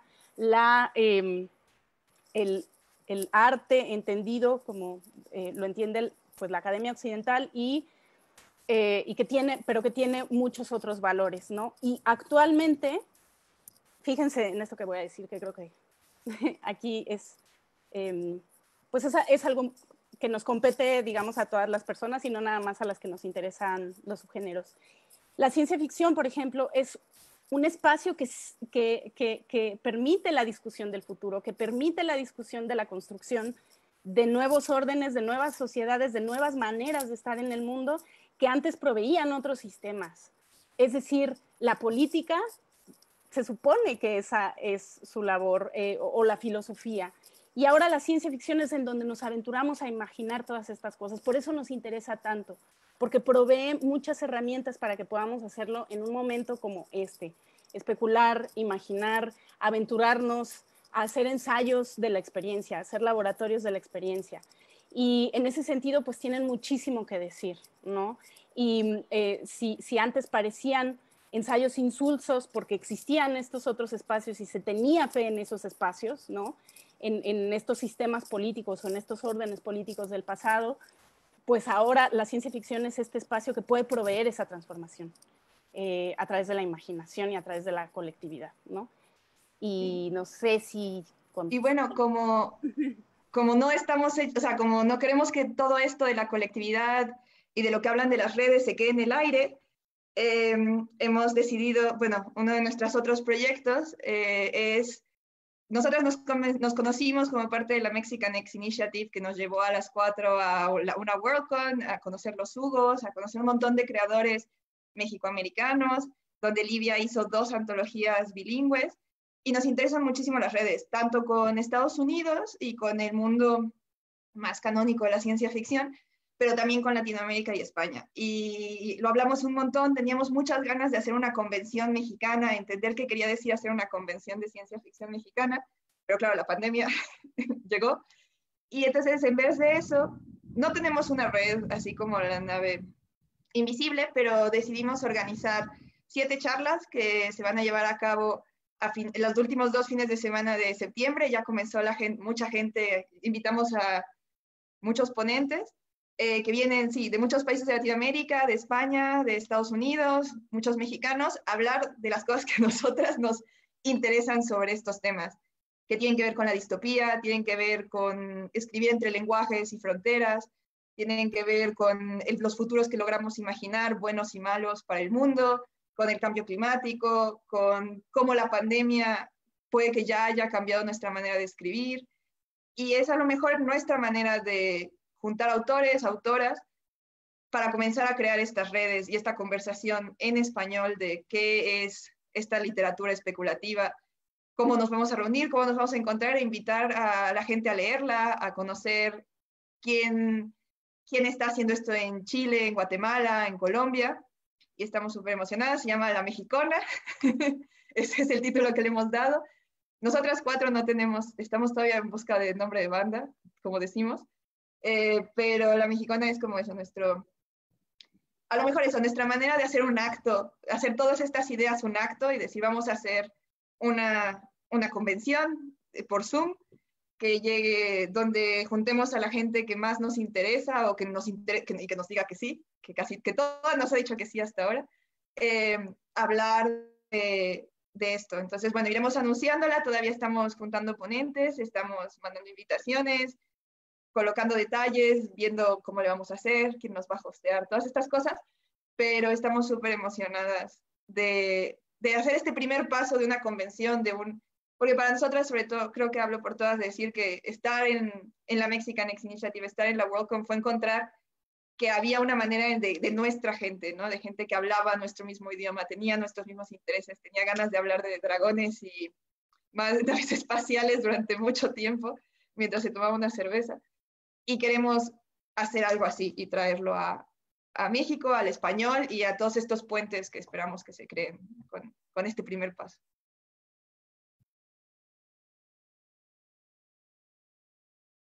Chan, chan. Pues nos vamos acercando al último anuncio, ¿no? Que es un anuncio importante. Yo creo que debe darlo Livia herself. Livia misma debe darlo. Gracias. El último anuncio tiene que ver con todo esto que hemos estado platicando y que también de alguna manera se vincula con las preguntas que nos han hecho y que le agradecemos mucho que nos manden sus preguntas y que nos digan esto qué onda y que muestren esta inquietud y este diálogo. Como decíamos, fuimos en 2018 a la Worldcon y ahí se nos ocurrió llevar una antología, se me ocurrió hacer una antología y a todo el mundo se le ocurrió que era súper buena idea, entonces logramos hacer un libro muy hermoso que es este, y que es un flipbook que tiene 2 vistas porque está en inglés y en español. Y bueno, gracias a eso, yo fui la primera mujer mexicana en obtener una nominación al premio Hugo, que hasta ahora es como el Pulitzer, pero para Turbonerds, porque hablamos de dragones y de naves espaciales. Y luego, en 2019, hice otra antología que se encuentra, las dos se encuentran en línea y son gratis y son descargables.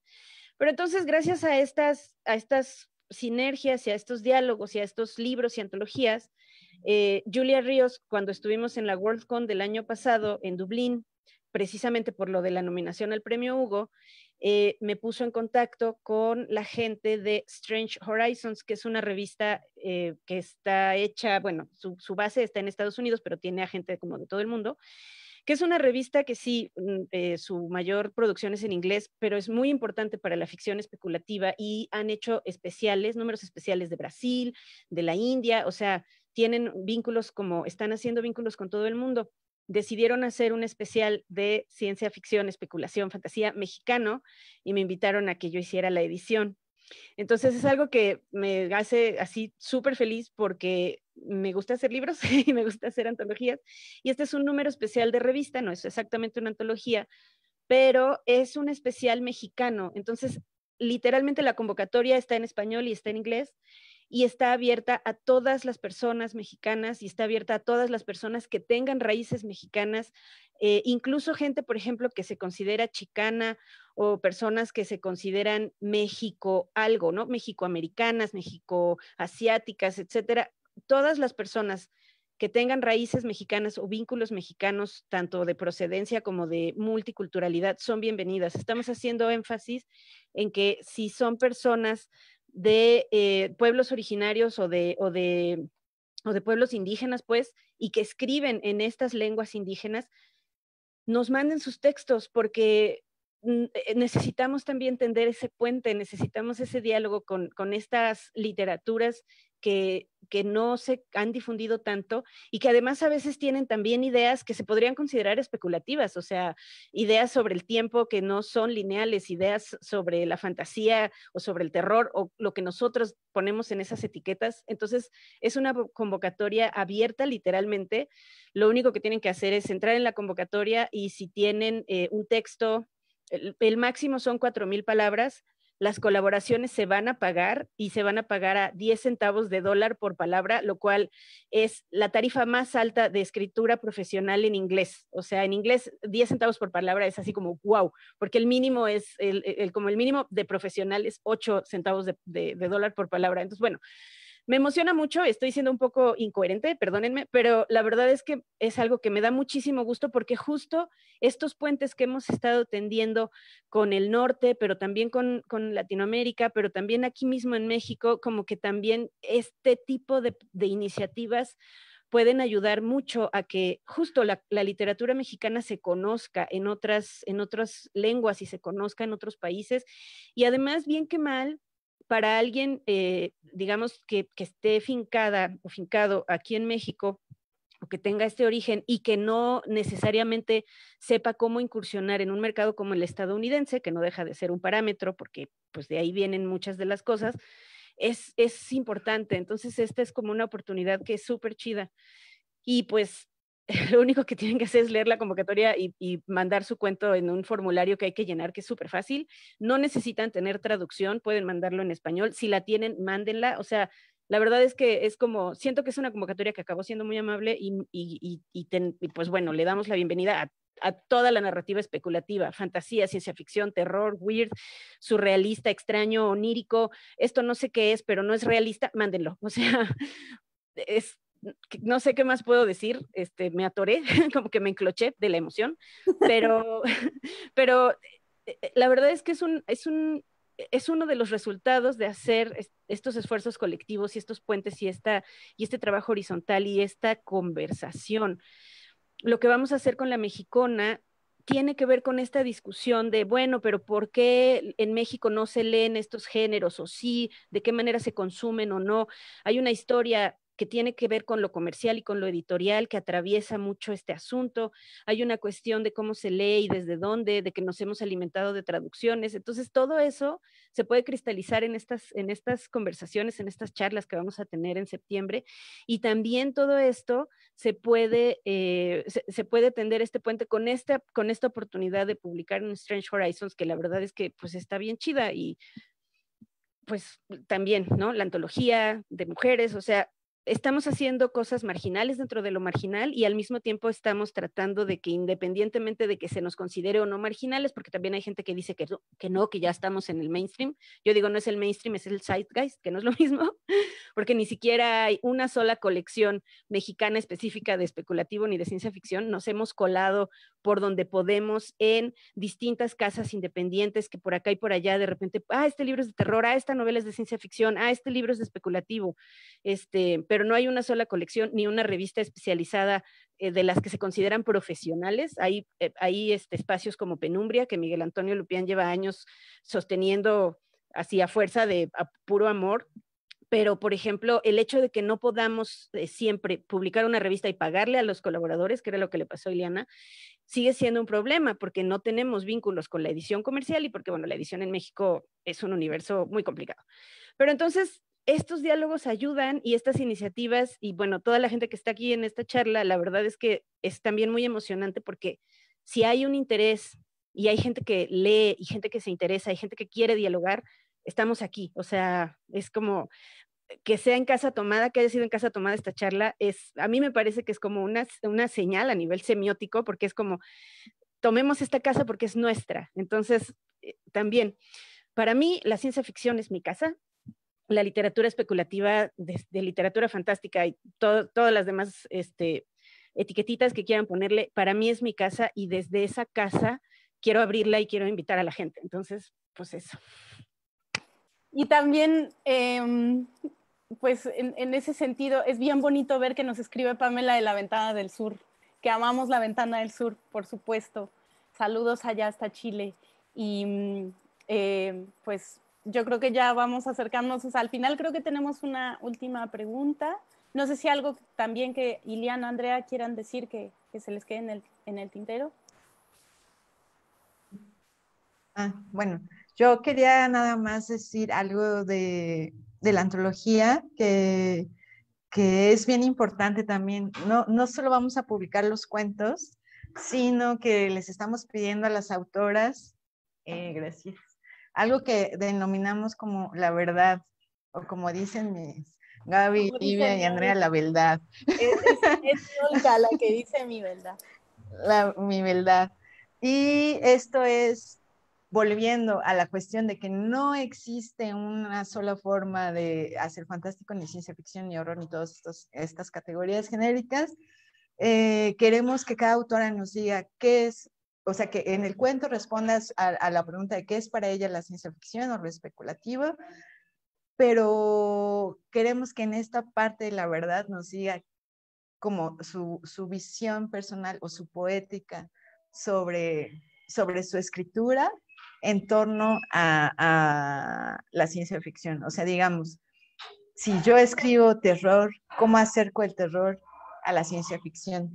¿O cómo hago que los dos géneros se integren o colaboren o dialoguen, ¿no?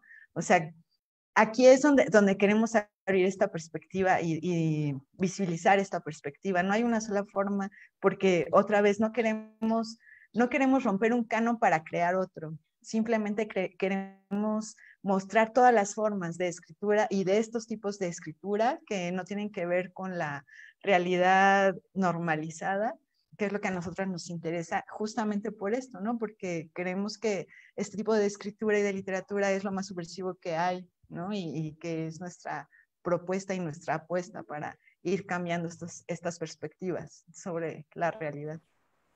Y la última pregunta es de Abel Javier Zamora, que dice, desde la ciencia ficción se analizan las consecuencias del presente. Pues, como decía Úrsula K. Le Guin, no podía pasar esta charla sin que yo mencionara a Úrsula K. Le Guin, que la ciencia ficción con mucha frecuencia, o la buena ciencia ficción, lo que hace es hablar del presente y no tanto del futuro. Y eso es lo que nosotras queremos hacer justamente, ¿no? O sea, la intención, por ejemplo, mía de ubicar un cuento en el siglo XVIII, pues es hablar del racismo en México, ¿no? El racismo y las posibilidades que hay también para recuperar la memoria y la vitalidad de las lenguas de los pueblos originarios en México. O sea, y eso es una discusión del siglo XXI. Entonces, del siglo XXI, pero muy del 2020, ¿no? Entonces, sí, creo que ahí están las herramientas para pensar el presente, ¿no? Y la lectura de subgéneros pues nos abre posibilidades, nos abre la imaginación. ¿Algo más, queridas, de su verdad? ¿Alguna verdad que quieran compartir antes de que nos vayamos? Bueno, muchas gracias a todos. Estuve viendo, cuando miraba para abajo, estaba viendo el celular, que nos acompañaron como 100 personas de repente. Eso me parece increíble y nos emociona muchísimo. Muchas gracias por todas las felicitaciones, todos los comentarios súper bonitos. Los cuentos están en Leme, nos pueden encontrar ahí gratis, pero ahí, como dijo Gaby, nos encuentran en todos lados en internet. Si nos siguen en Twitter o en Facebook, y estaremos anunciando todos nuestros proyectos futuros, porque me gustó mucho esta idea que decía Ileana sobre que esta literatura es tan subversiva, ¿no? Y creo que se junta con esta idea de que no hay nada más subversivo que trata de pensar otras maneras de existir en el mundo y de otros futuros posibles que sí surgen del presente, pero que eso es lo que, no sé lo que estamos buscando, pero es una de las muchas posibilidades. Entonces sí, quería agradecer a todos los que nos han acompañado estas 2 horas, que no podemos creer que nos dieran 2 horas para hablar de lo que nos diera la gana. Gracias, Casa Tomada. Gracias, Casa Tomada. Que recuerden que Casa Tomada ya está abierta si quieren irla a visitar o está aquí online con nosotros.